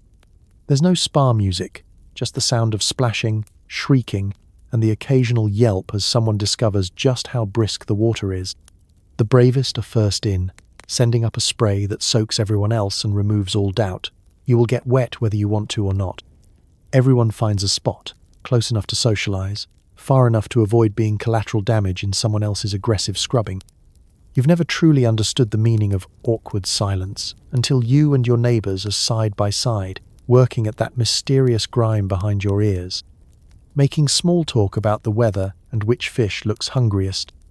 Scrubbing is both a personal and public event. Some people use sand or smooth stones to exfoliate, while others go for the slap and splash method, which involves lots of enthusiastic slapping and water displacement. There are no loofahs, only what nature provides and whatever's left at the bottom of the communal bathing pit. You do your best not to stare as someone tries, and fails, to wrestle a knot out of their hair, or as the children invent the world's first synchronized splashing routine. Conversations during these bath times are interesting. People gossip, exchange grooming tips, and occasionally invent new insults based on hygiene. "At least I don't smell like your boots" becomes a popular refrain. Elders tell stories about the legendary bath days of old, when water was warmer, privacy was possible, and people only accidentally swallowed a leech once a season. No one leaves the water in the same condition they entered. Some come out cleaner, others simply rearrange the dirt. The most enthusiastic bathers emerge looking like they lost a wrestling match with a mudslide. But there's a sense of accomplishment, if not for getting clean, then for surviving another round of forced socialization. You shake off the cold, wrap yourself in whatever passes for a towel, usually an animal skin that's only slightly less damp than you are, and try to pretend you weren't just in a staring contest with your neighbor's questionable mole. And of course, there are always the wild cards. The child who tries to catch fish with their teeth, the dog who decides now is the perfect time for a full-body shake, the elder who swears by their secret family recipe for staying fresh. Spoiler, it's just more mud. Bath day ends with everyone huddling by the fire, sharing stories, laughter, and the comforting knowledge that, for a few hours at least, you all smell the same. There's a strange solidarity in communal cleanliness. Sure, it's awkward, and you'll probably find a pebble in your armpit later, but you survived. So, as you dry off and settle back in, remember, in the ancient world, clean is a team effort, and nothing brings people together quite like the eternal struggle against dirt, awkwardness, and the cold, cold water. Sometimes, bathing is less about dirt and more about magic. Need luck for a hunt? Better dunk yourself in sacred mud. Want to impress the spirits? Try not to sneeze during the ceremony. You quickly learn that in the Stone Age, hygiene isn't always about actual cleanliness. It's also about cosmic insurance. Every clan has its own rituals, passed down by elders who swear that a proper mud bath can bring rain, heal a wound, or keep the local mammoths out of your vegetable patch. No one wants to risk offending the ancestors, especially not over a bit of extra grime. Ceremonial cleansing is never private. Bathing for the spirits is a full community production, with more spectators than participants and plenty of unsolicited advice. The day starts with gathering everyone at the holy spring, which is suspiciously similar to the normal watering hole, except this one comes with rules and at least one grumpy shaman in an elaborate feather hat. First, you must anoint yourself with mud, ideally the dark, sticky kind from the secret spot behind the big rock. People will watch closely to see if you get it right, since technique apparently determines whether the rain comes or the sun stays out. Some families even have competitive mudslinging, just to make sure the spirits are properly entertained. Then comes the dunking. One by one, clan members wade into the water, chanting, humming, or, if you're 7 years old and easily distracted, splashing everyone nearby. The cold is meant to shock your soul awake and wash away bad luck, but it mostly just gives you goosebumps and the sneaking suspicion you've accidentally swallowed a tadpole. You try to focus on the ritual, but it's hard when the shaman keeps shouting, "Don't blink," and someone's cousin is hiccuping in the background. During the ceremony, there's a strict no sneezing rule. Spirits, it turns out, are easily startled and apparently do not appreciate nasal eruptions. If you can't hold it in, you have to do the whole thing again, which is fine if you like ritual bathing, but a disaster if you've just gotten comfortable and your best mud streaks are finally drying. Everyone pretends not to notice, but there's always that one elder who mutters, "It's a sign," and the shaman who starts waving a stick and chanting louder. The cleansing isn't just for luck or rain, it's also for marking life's big moments. Births, comings of age, marriages, and major hunts all demand their own ritual washes. Want to get married? Prepare for a double dunk, and the application of the good luck mud, which is exactly as glamorous as it sounds. Celebrating a victory? Out comes the victory splash, with bonus flower petals if someone remembered to pick them before the goats ate everything. Even everyday annoyances have a ritual solution. Got a rash that won't quit? There's a ceremony for that, featuring extra sage smoke and a particularly aggressive head scrub from the oldest grandmother. Need to banish bad dreams? Time for the midnight sprinkle with spirit water, which is really just rainwater in a very old, very leaky gourd. You might not feel physically cleaner by the end, more likely you're damp, chilly, and still picking twigs out of your hair, but you're spiritually pristine. The real magic is in the togetherness, the stories retold, and the sense that, for just a moment, everyone's looking out for the same invisible friends. As night falls, the fire burns down, and everyone's gathered around to dry off. You realize that ritual cleanliness is mostly about hope. Hope that tomorrow's hunt will be successful, the crops will grow, and nobody will sneeze at the wrong time. And if nothing else, you're now covered in the sort of mud that could ward off evil spirits, nosy neighbors, and anyone who values personal space. So tonight, sleep well, knowing the spirits are satisfied, and you've survived another sacred soaking. Who needs tweezers when you have sharp flint? Early beauty routines involved shell combs, stone scrapers, and the occasional ceremonial unibrow. Eyeliner is out. Dirt smudges are in. You wake up, stretch, and immediately remember that, even in prehistory, appearances matter, at least a little bit. After all, you never know when there might be a gathering, a hunt, or an unexpected visit from the neighboring clan's least favorite cousin. And so begins the original morning routine, a ritual that's more resourceful than glamorous. The Stone Age vanity table is whatever you find on the ground. A clamshell, perhaps still slightly fishy, doubles as your best attempt at a hair comb. Run it through your wild tangle of hair, and you'll emerge with a look somewhere between windswept chic and just survived a stampede. If you find a particularly smooth shell, that's basically a luxury brand item, pass it around, and you might just be the most popular person at the campfire. When it comes to exfoliation, forget microbeads and apricot scrubs. You've got stones. Smooth river pebbles for gentle polishing, rougher stones for scraping off whatever yesterday left behind. Early humans quickly figured out that rubbing a stone across your face gets rid of dry skin, mud, and probably a few regrets. Of course, if you overdo it, you'll look like you lost a brawl with a rock, which technically you have. Sharp sticks and bits of flint are your all-purpose tools. Need to pluck a stray eyebrow hair? Find the sharpest sliver and brace yourself. The pain is immediate and memorable, and you'll either be very precise or accidentally create an eyebrow trend that will have archaeologists scratching their heads for centuries. Some families go in for the unibrow look, believing it brings luck or at least confuses the enemy. Either way, it's a bold choice, and one you can always blame on your little brother and his overzealous grooming. When it comes to makeup, dirt is the season's must-have accessory. Smudge a little on your cheeks for that "I just wrestled a boar" flush, or add a streak along your jawline for extra mystery.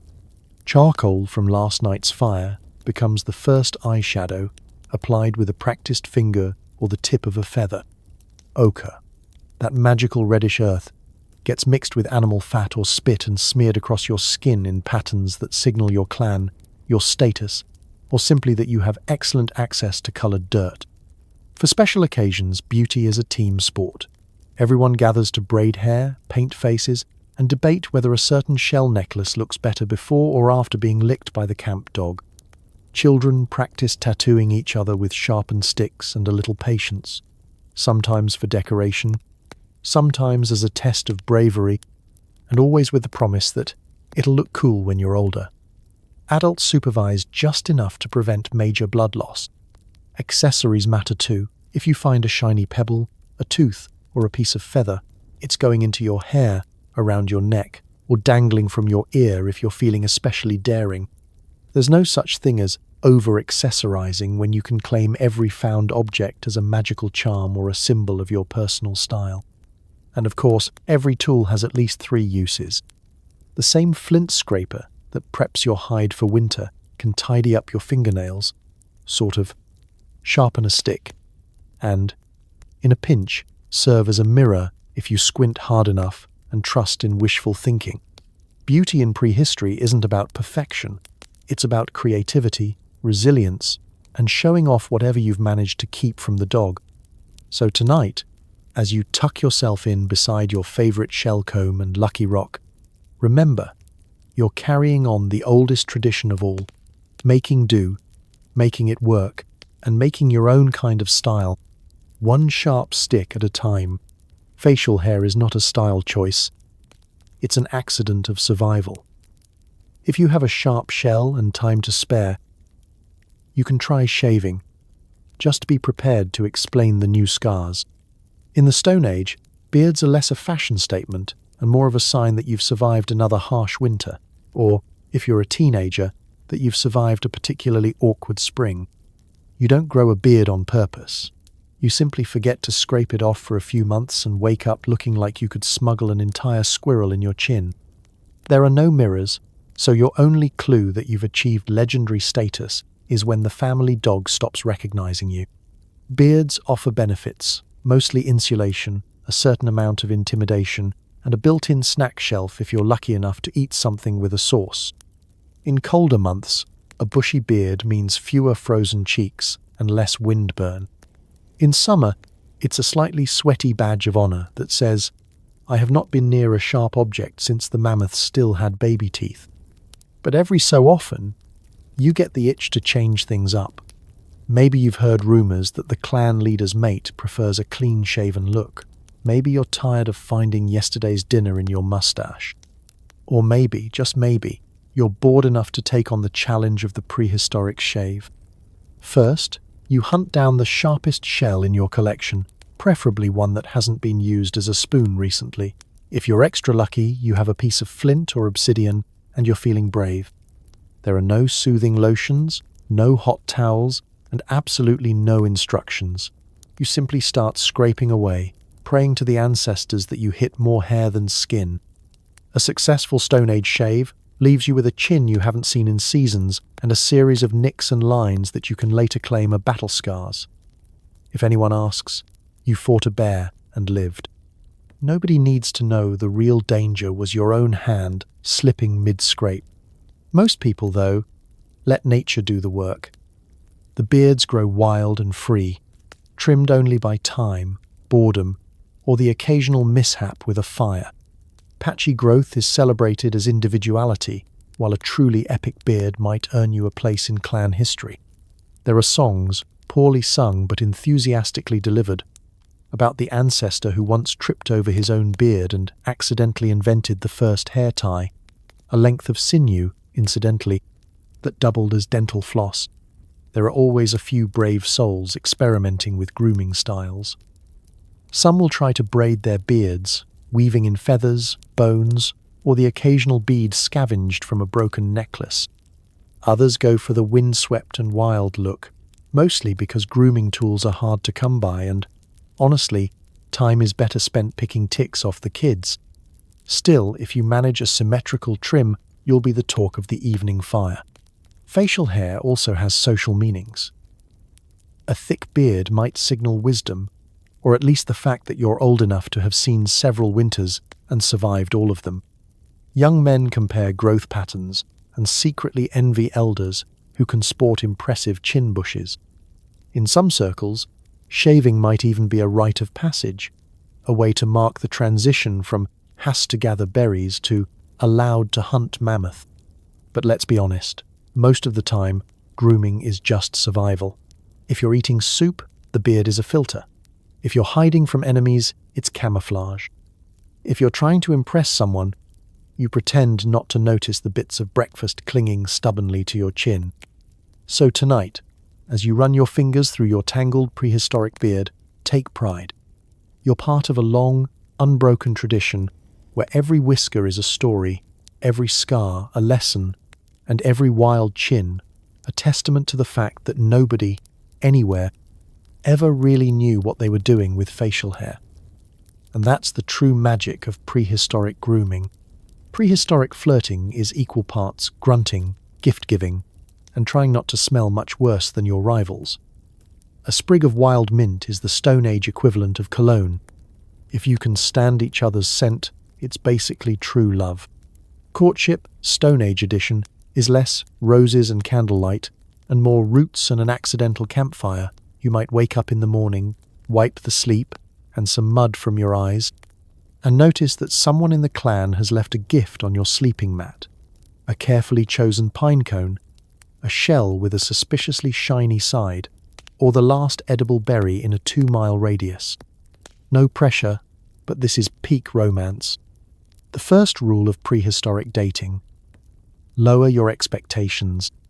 Showers haven't been invented. Everyone's breath is some combination of onions, root vegetables, and smoked fish, and nobody owns a toothbrush. If you find someone whose natural musk you can tolerate without tears, you're basically soulmates. Aromatic herbs are the love language of the era. If someone tucks a sprig of wild mint behind your ear, you know it's getting serious. Communication is another adventure. Words are important, sure, but much of the real action happens through gestures, looks, and the time-honored art of non-committal grunting. A well-timed ugh can convey everything from "I think you're attractive" to "Do you want to split this slightly overripe pear?" Compliments are subtle, often involving a respectful nod at your new mud streak or a passing glance at your well-groomed, lice-free scalp. Then comes the gift-giving phase. A would-be suitor might spend hours searching for a rare flower, one the goats haven't eaten yet, a shiny pebble, or a particularly artistic bone. If you're lucky enough to receive an especially prized gift, say, a fish that hasn't started to smell, or a chunk of honeycomb, you're practically engaged. In some clans, courtship gifts are displayed proudly for all to see, and a rival suitor may try to one-up the offering by dragging in something even more outrageous.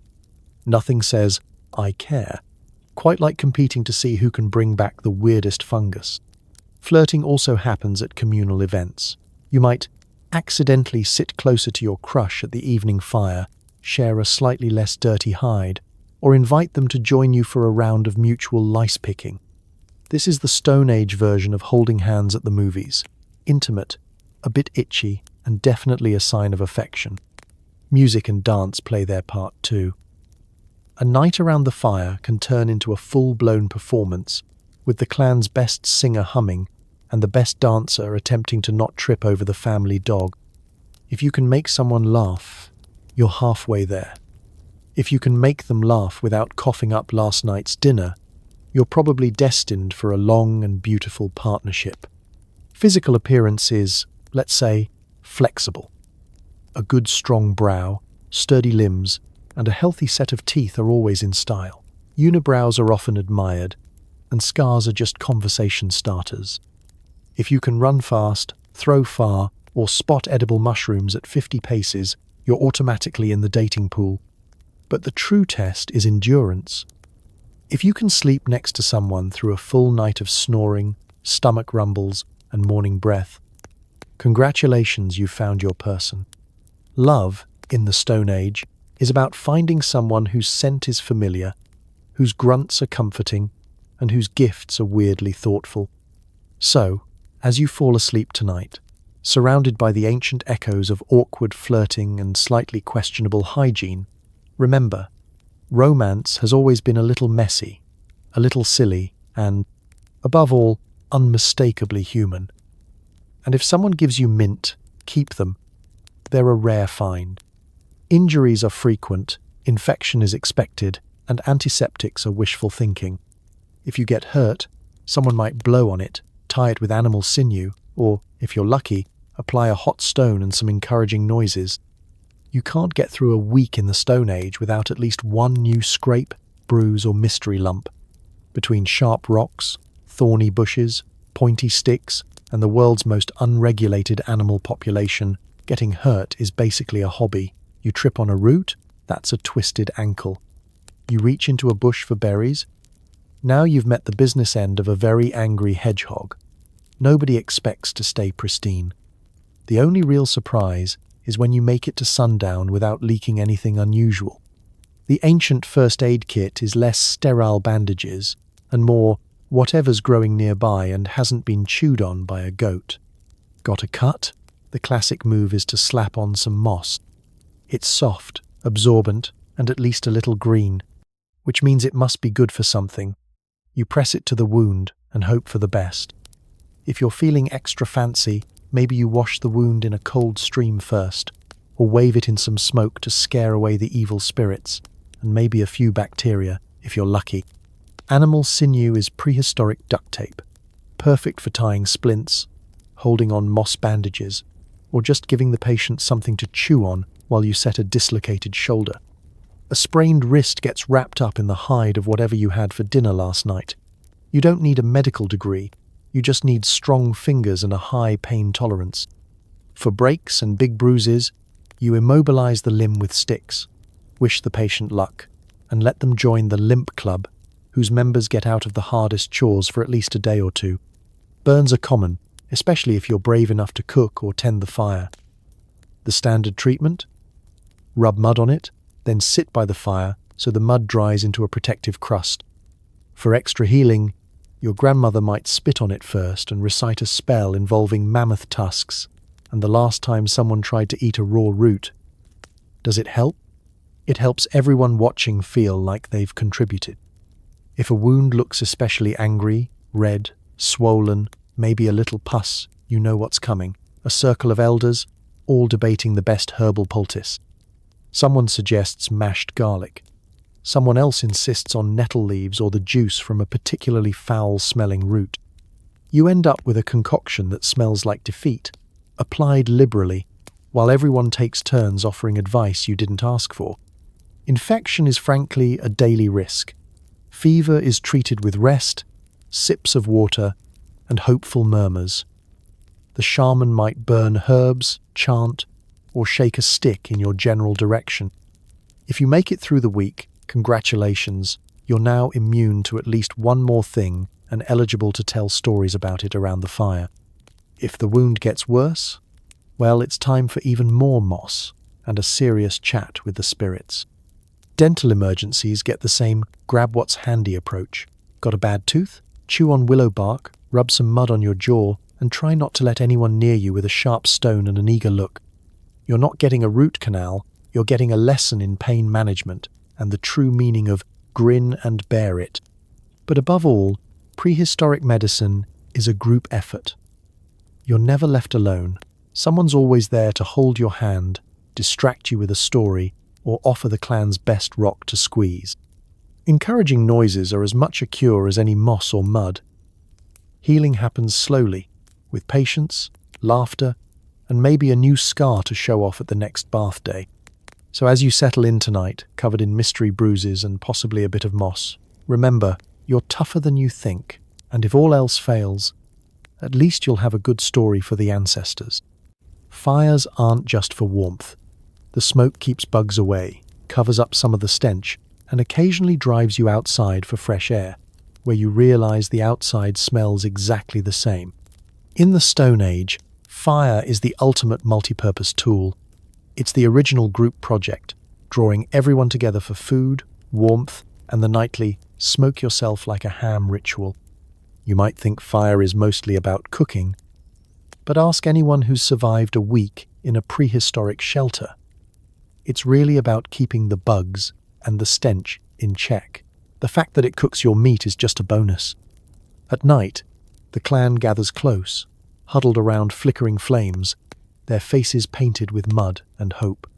Smoke drifts through the air, winding its way into every crevice of your clothing, hair, and skin. It seeps into your bedding and clings to your blankets, and for a moment it almost smells like civilization, until the wind changes, and someone's eyes start to water. But this isn't a scented candle situation. The smoke is thick, gritty, and entirely lacking in hints of sandalwood or notes of ocean breeze. It's a pungent, powerful, ever-present cloud that declares to every mosquito and flea in the valley, not today. Bugs don't stand a chance, or at least not as many of them do. You may be covered in mystery bites, but you can rest assured that you would have been covered in twice as many without your smoky friend. In fact, bug repellent is the second job of fire, right after don't let everyone freeze to death. Prehistoric wisdom is clear. The more smoke, the fewer bugs. The solution to a bad lice outbreak or a particularly aggressive mosquito swarm is not extra bathing. It's everyone gathering around the fire, fanning the smoke directly into their armpits and hair. You'll cough, your eyes will burn, but you'll feel at least 3% less itchy. It's not spa treatment, but it's the closest thing you have. As a bonus, smoke does wonders for the general aroma of the shelter. Every Stone Age dwelling comes with a signature scent, a special blend of wet dog, old meat, and something you'd rather not investigate. When the fire's burning bright, those notes are replaced by odor barbecue. It's a step up, even if it means you'll smell like smoked mammoth for the rest of your life. And when visitors arrive, they'll know instantly whether you've got a good fire going. The denser the smoke, the fewer questions anyone asks. Sometimes the smoke gets out of hand. Maybe the wind shifts and everyone's gasping.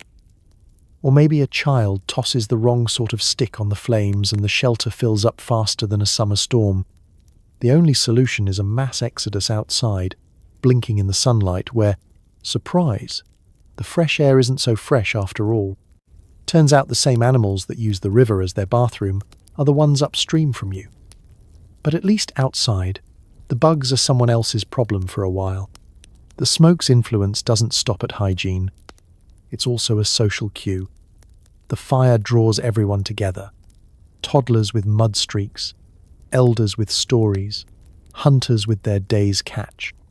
It's the community living room, the only place where you can swap gossip, share food, and practice your best smoky stare without judgment.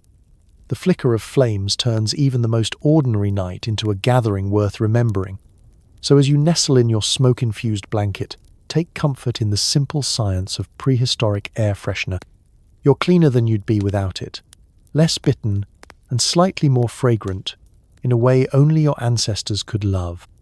And if the smoke finally drives you outside for a breath of fresh air, just smile.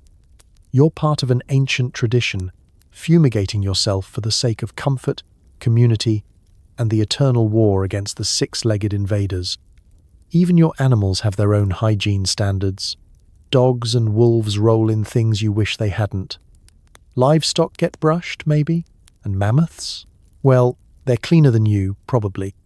Let's start with the dogs. Dogs are everywhere, winding between legs, begging for scraps, and showing off their own prehistoric hygiene hacks. Their favorite pastime? Finding the oldest, smelliest thing in a 3-mile radius and rolling in it with pride. It's as if every dog is secretly competing for worst scent in the valley. They'll come back wagging, head held high, leaving a trail of essence of dead fish wherever they go. Wolves, the distant cousins, are slightly more refined, but only because they're still trying to impress you. Give it a few years, they'll be just as obsessed with odor-rotting carcass as your own pup. You might try to intervene, calling your dog over for a quick brush down with a bundle of twigs. They tolerate this for about 3 seconds before running off, already dreaming up their next olfactory adventure. Sometimes, the brush does more harm than good, stirring up a cloud of ancient fur and yesterday's river water. It's less of a beauty treatment and more of a performance art piece. Livestock have their own standards. Goats, sheep, and the occasional wild pig don't bathe. Exactly, they just wade into the muddiest patch of ground they can find and call it a day. You might try brushing them with a handful of reeds or an old shell, hoping to get rid of the worst clumps of mud and burrs. If you're diligent, you might even manage a fleeting moment of cleanliness, right before they roll in something unmentionable, or get chased by a toddler with berry-stained hands. And then there's the mammoth, the undisputed king of Stone Age hygiene. If you're lucky enough to have one in the family, grooming it is both a full-time job and a community event. A mammoth's daily hygiene routine involves mud baths, big, luxurious wallows in the deepest, squishiest parts of the riverbank. They emerge covered in a protective layer of mud, shiny and gloriously unconcerned about style trends. Their tusks get polished on rocks, their coats get naturally combed by low-hanging branches, and their sheer size means most bugs just give up and look for a less ambitious meal. Grooming a mammoth takes the whole clan. It starts with finding a stick long enough not to lose anyone in the fur, then taking turns brushing, scratching, and occasionally untangling the world's largest knot. There's laughter, shouting, and at least one person who ends up sliding off the mammoth's back and into the nearest mud puddle. Kids compete to see who can pull out the biggest burr. Elders claim mammoth fur as the secret ingredient in the warmest winter cloak. And, of course, the mammoth pretends to be dignified while secretly loving every minute of the attention. Animal hygiene is a dance between chaos and acceptance. You learn to let go of your dreams of sparkling fur and pristine hooves. Instead, you celebrate small victories, like a goat with only one twig in its beard or a dog that comes back wet but not stinking. The animals teach you that grooming is about comfort, bonding, and the joy of being alive, not about winning any prehistoric beauty pageant. And if, by some miracle, you do manage to get everyone brushed and temporarily clean, it's only a matter of time before nature reclaims them with a fresh layer of dust, mud, and mystery smells. That's just life in the wild. Always a little messy, always a little smelly, but always, undeniably, together. So as you tuck yourself in tonight, mammoth fur blanket and all, remember, you may never outshine your pets in the grooming department, but you'll always be part of the pack. And in the Stone Age, that's the only standard of beauty that matters. You live, eat, sleep, and bathe, rarely, with everyone. Privacy is for the future. If you want alone time, your only option is to go outside and shout at the moon. Good luck. In the Stone Age, the concept of personal space is about as real as the idea of a scented candle. Your entire existence is a team sport, and the closest you'll ever get to solitude is maybe being the first to wake up, before the baby starts crying, the dogs start barking, and your neighbor's cousin trips over your feet in the semi-dark. Forget me time. In prehistory, it's always we time, whether you like it or not. Your living quarters? Cozy, to say the least. A shared shelter means you get to know your clan members' sleep noises in excruciating detail. You'll recognize the difference between a gentle snore, a heroic snort, and the panicked rustling of someone who just realized they rolled onto a lizard. The floor is wall-to-wall relatives, and if you need to get up in the middle of the night, prepare for a slow-motion game of whose toe is that as you tiptoe through the snuggle pile. The kitchen? Also communal. Everyone's hands in the same pot. Every meal, a group project. If you find yourself eating alone, it means you either did something wrong or you've stumbled into a pack of wolves by accident. Even the dogs and goats want in on the action, sticking their noses into every bowl and looking offended if you dare say no. Bathing, on the rare days it happens, is never a solo affair. A private bath is just a regular bath where nobody throws mud at you. If you crave a little peace, you can head down to the river at dawn, but you'll probably find half the clan already there, comparing rash remedies or racing fish. You can try to find a secluded spot, but the chances of being interrupted by a wandering toddler, a curious goat, or a bored elder with a story to tell are exactly 100%. Sleeping arrangements are more about logistics than luxury. Everyone is crammed together under the same furs and animal hides, chasing that one patch of warmth like it's a limited edition. Someone is always stealing your blanket, rolling onto your arm, or using your foot as a pillow. If you do manage to carve out a little corner for yourself, don't get too attached. By morning, you'll have company. Privacy is for the weak. Or the frozen. Even your thoughts aren't really private. With nothing but firelight and the occasional accidental nap to pass the time, people talk. A lot. Stories are shared, secrets are traded, and gossip travels at the speed of a toddler running off with the clan's only edible berry. If you say something embarrassing at breakfast, you can be sure it'll be the punchline by dinner. Personal drama is a group sport, and everyone's on the team. The only real option for solitude is to wander outside, stare dramatically into the distance, and maybe shout your frustrations at the moon. But be warned, the minute you leave the shelter, someone will wonder if you're lost, followed closely by an entire search party, including the dogs, the toddlers, and at least one relative who's convinced you owe them a favor. But here's the strange thing. It works. You get used to the chaos, the closeness, and the complete lack of boundaries. You learn to tune out the background noise, find comfort in the press of bodies, and appreciate the warmth of being part of something bigger than yourself. You laugh at the awkward moments, cherish the quiet ones, all two of them, and realize that maybe, just maybe, you don't actually miss personal space as much as you thought. So, as you settle in tonight, cocooned in a blanket of family, friends, and possibly one persistent goat, remember, in the Stone Age, privacy is overrated. Togetherness is the name of the game, and honestly, you wouldn't have it any other way. Every now and then, when the weather's warm and everyone's in a good mood, it's time for a prehistoric spa day. This involves dunking in the nearest body of water, scrubbing with a handful of sand, and pretending this counts as self-care.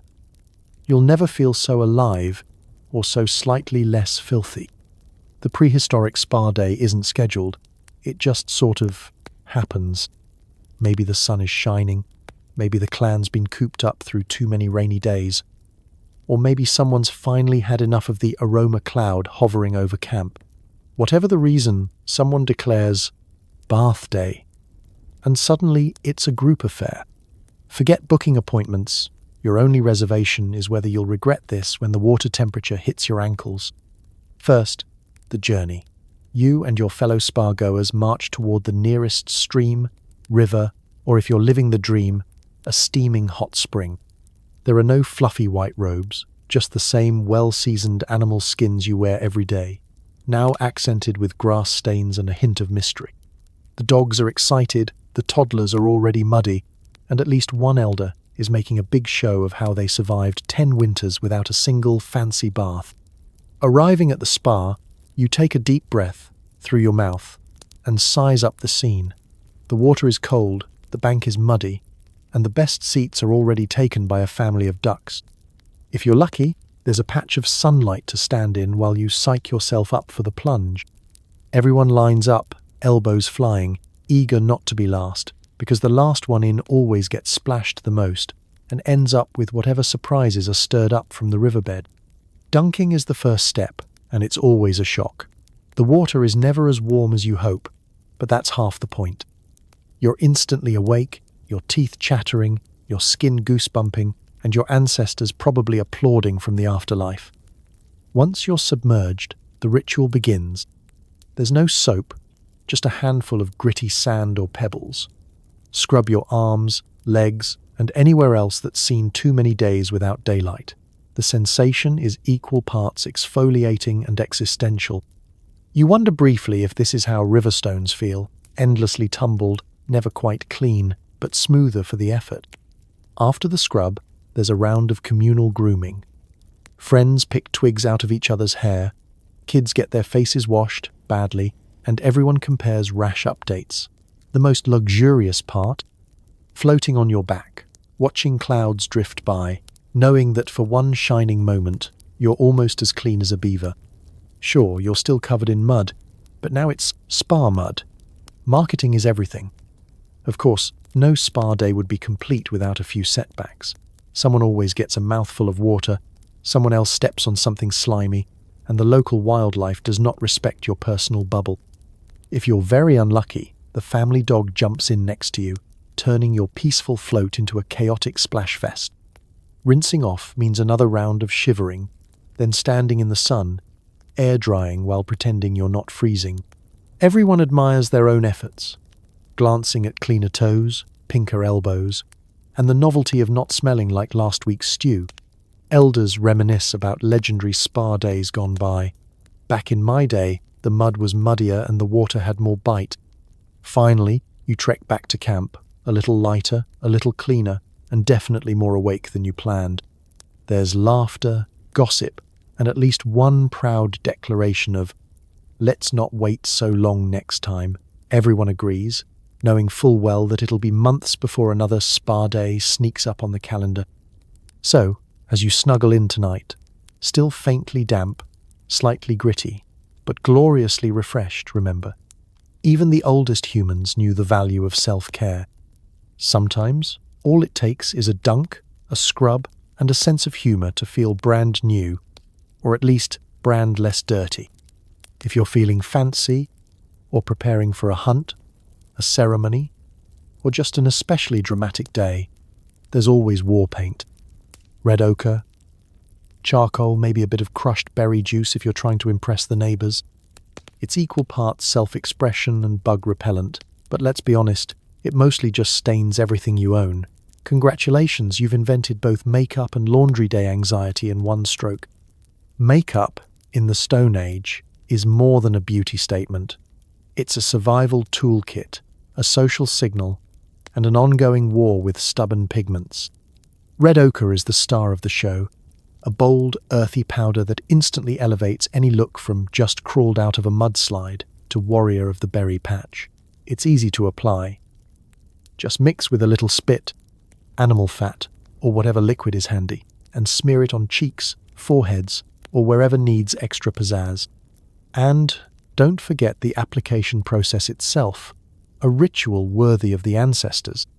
There are no compact mirrors, so you rely on your reflection in a puddle, the shiny side of a shell, or the brutally honest commentary of your best friend. Precision is impossible, but personality is guaranteed. Maybe you're going for a bold stripe across the nose. Maybe you've opted for full-face ochre, which tells the clan you're either very serious about the coming hunt or just had a rough night. Charcoal is the ultimate multitasker. Need to look mysterious for a moonlit ceremony? Smudge it around your eyes for that "I've stared into the fire too long" allure. Want to signal bravery or confuse a rival clan? Draw geometric shapes, spirals, or whatever your trembling hands can manage. Smudges are in. Precision is for the future. Sometimes, a little berry juice is added for flair. The color fades fast, unless you spill it down your only outfit, in which case it's there for eternity. Crushed berries say, "I take risks," and "I hope nobody's allergic." It's the Stone Age version of buying a new lipstick and hoping it doesn't end up on your teeth. War paint is functional too. Those stripes and swirls of red, black, and blue aren't just for intimidating enemies or catching the eye of that special someone across the campfire. Some believe the paint wards off evil spirits, confuses biting insects, or tells the spirits you're serious about this whole not dying business. If nothing else, a thick layer of ochre and charcoal offers the best bug repellent your clan can concoct, at least until it rains. But with great art comes great responsibility and laundry day panic. Ochre stains everything. Your hair, your hands, your furs, and that one special occasion cloak you swore you'd keep clean. The stuff works its way into every seam and crease, clinging like an ancient reminder that even the best-laid beauty plans come with a side of chaos. Trying to wash it out means hours by the river, scrubbing with cold water and the faint hope that maybe this time you'll be luckier. Spoiler: you will not. Kids join in with reckless abandon, turning every ceremony into a riot of color and sticky hands. By midday, everyone under the age of 12 is painted head to toe, and half the adults are thinking wistfully about when they only had to worry about mud. It's self-expression, but it's also a group activity. Everyone gets a say, everyone gets a stripe, and nobody escapes without at least one accidental finger painting session on their bare arm. By the end of the day, the clan is a masterpiece, smudged, streaked, and absolutely unique. No two faces are the same, and that's the whole point. The paint may fade, the stains may linger, but the sense of belonging lasts much longer. So, as you drift off to sleep, a faint ochre mark still smudged on your cheek, remember, early makeup wasn't about perfection. It was about stories, identity, and a little prehistoric drama. And if you wake up tomorrow with a red pillow, that's just another sign you lived fully and colorfully in the world's original art studio. When actual bathing is a seasonal rumor, you get creative. One time-honored method? Just stand in the smoke. It drives away bugs, cleanses your aura, and after half an hour you'll stop noticing your own scent. Sure, your skin feels like jerky, but you'll be the least biteable human in the cave, and your enemies will smell you coming 3 valleys away. Personal hygiene in the Stone Age is a game of trade-offs. You might not be able to remember your last proper bath, but you'll always remember the afternoon you spent marinating in a cloud of wood smoke, eyes watering, hair curling, and every article of clothing slowly taking on the rich aroma of campfire, extra smoky. This is the original deodorant. No stick, no spray, just a direct infusion from the universe's biggest incense burner. The routine is simple. First, build a roaring fire. Bonus points if you can get it going without starting a small forest blaze or accidentally incinerating the dog's favorite stick. Once the flames are leaping, wait for the smoke to build into a thick, tangible wall. That's your cue. Step into the haze, arms outstretched, spinning slowly like you're roasting yourself on a prehistoric spit. This isn't just for show. It's about getting an even layer of smoke cleanse, making sure no part of you escapes unscented. Within minutes, you'll notice the bugs retreating in horror. Mosquitoes abandon you for tastier, less fumigated prey. Fleas and lice contemplate relocating to the nearest bear. Your skin may start to prickle, your eyes may start to stream. But these are all good signs. You are becoming less appealing to every insect with a sense of smell. Soon the smoke seeps into your hair, your furs, your pores, and your very soul. If you're really thorough, you'll hold up each foot. Make sure to waft your armpits through the densest smoke and give your beard, if you're lucky enough to have one, a generous smoking session of its own. After 10 minutes, you've reached mildly edible. After half an hour, you're a walking warning to wildlife and relatives alike. Cleansing the aura is a side benefit. Smoke, according to the elders, drives away not just bugs but bad luck, evil spirits, and whatever ghost followed you home from the last berry-picking trip. Ritual smoke sessions often happen before hunts, after particularly bad storms, or whenever the clan shaman decides everyone needs to reset their energy. If you complain, you'll just be told that nobody likes a stinky spirit. As a bonus, the smoky method means you blend in with every other member of the clan. You're all in this together, each radiating the same complex scent profile of burnt log, mystery herb, and something that might be rabbit.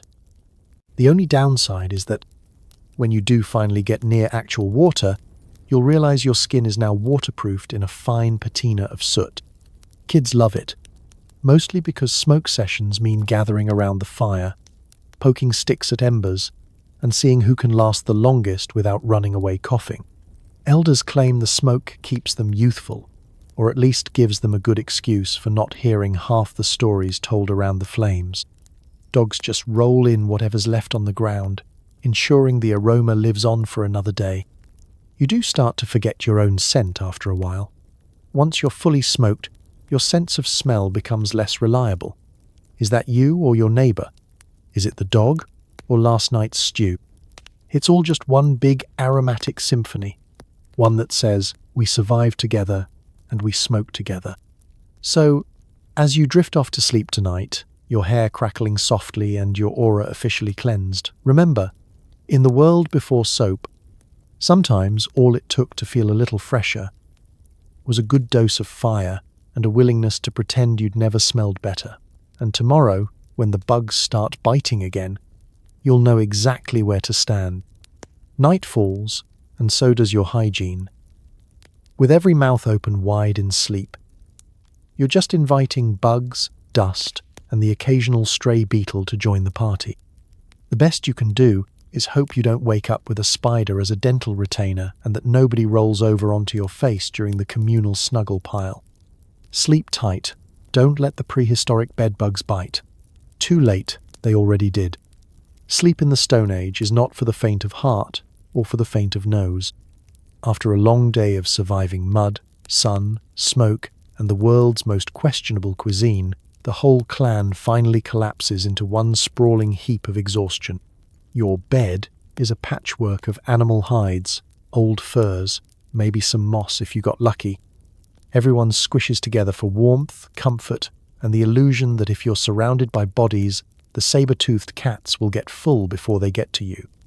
Personal hygiene takes a sharp nosedive the minute the sun sets. Teeth go unbrushed, feet remain grimy, and the concept of pajamas is just a fantasy for the future. If you want to keep your mouth clean, the only real option is to clamp it shut and hope nothing too large flies in while you're dreaming. But that's wishful thinking. There's always something on the move in the dark, a drifting bit of dust, a curious moth, or a beetle with big ideas about a new home. Of course, there's no such thing as bedtime routine. Maybe you scratch at a few bites, brush the worst of the crumbs out of your hair, and check your bedding for anything still alive before crawling in. If you're feeling extra ambitious, you might rub a little leftover smoke into your skin, just to keep the bugs guessing.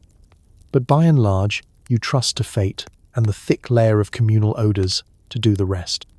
Every night is a shared adventure in snoring, shifting, and synchronized scratching.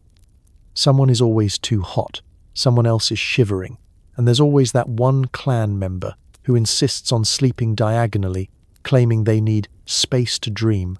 Good luck finding your own elbow, let alone a square foot of uninterrupted fur. If you're not careful, you'll wake up face to face with the family dog, who is much cleaner than you, but only in their own mind. Then there are the bugs. Bed bugs, fleas, lice, and the occasional bold tick. They all view your sleeping body as an all-night buffet. You can slap, scratch, and mutter curses, but mostly you just develop a tolerance for the gentle nighttime nibbling. Some people swear by sleeping with leaves tucked behind their ears or bits of pungent herbs stuffed in their nostrils, but all it really does is add a new note to the already complex scent profile of the clan. Unexpected visitors are a nightly hazard. Rolling over in your sleep? That's how you end up using your neighbor's foot as a pillow. An elbow in the ribs, a knee to the back, or a full-body roll that leaves you dangling off the edge of the sleeping pile. All just part of the experience. Privacy is for dreamers. If you're lucky, you'll make it through the night without someone drooling on your shoulder or a child accidentally mistaking your hair for a blanket. And when dawn comes, you'll rise slowly, stretching out kinks, checking for new bites, and marveling at the bits of bark, fur, and beetle shells that have mysteriously migrated into your bedding. Congratulations, you survived another prehistoric night, only marginally dirtier than when you lay down. So tonight, as you tuck yourself into your ancient, bug-friendly bed, just remember, even in a world without soap, showers, or fresh sheets, the Stone Age bedtime is still a triumph of resilience, adaptation, and a healthy sense of humor. Keep your mouth closed, your fingers crossed, and your expectations low, and you'll always wake up ready to face another beautifully grubby day. The rainy season arrives, and suddenly the entire clan is slightly cleaner by accident. Mud becomes your skincare, rainwater your shampoo, and puddles your accidental bathtubs. But watch your step. What cleans you also tries to drown you. And after a week of storms, even the family mammoth is starting to smell like wet socks. For most of the year, the best you can hope for is a smattering of dew, a quick rub with a bit of moss, or a communal bath that leaves you almost as dirty as when you started. But then, miracle of miracles, the skies open up and give you the Stone Age equivalent of a power shower. At first, everyone celebrates. Children dance barefoot, elders raise their faces to the clouds, and even the grumpiest uncle can be found standing in the open, arms spread wide, letting the rain rinse off a few layers of old sweat and regret. Everything gets washed, whether you like it or not. Clothes that haven't seen water since last summer are suddenly soaked through, and even the thickest mud on your legs finally starts to loosen its grip. The animals look mildly offended by this unsolicited cleaning, but most of them resign themselves to it. Dogs shake themselves dry every 3 minutes. The goats seek out any shelter available, and the mammoth just stands there, stoic, letting the water stream off its fur like some ancient, furry rain gutter. But as the days of rain stretch on, the novelty wears thin, along with your patience and your best pair of animal hide shoes. The ground turns to soup. Every path becomes a slip and slide designed to test your balance and humility. The communal shelter leaks, dripping water onto your head at just the right moment to remind you that the universe has a sense of humor. Your once cozy bedding develops a persistent dampness, and you discover that nothing, absolutely nothing, smells worse than wet mammoth fur that refuses to dry. Mud is now both your best friend and your arch nemesis. You smear it on your skin for natural exfoliation, then accidentally slip and land face first in a puddle. Children treat the outdoors like a giant mud spa, painting themselves from head to toe until nobody can tell where the kid ends and the swamp begins.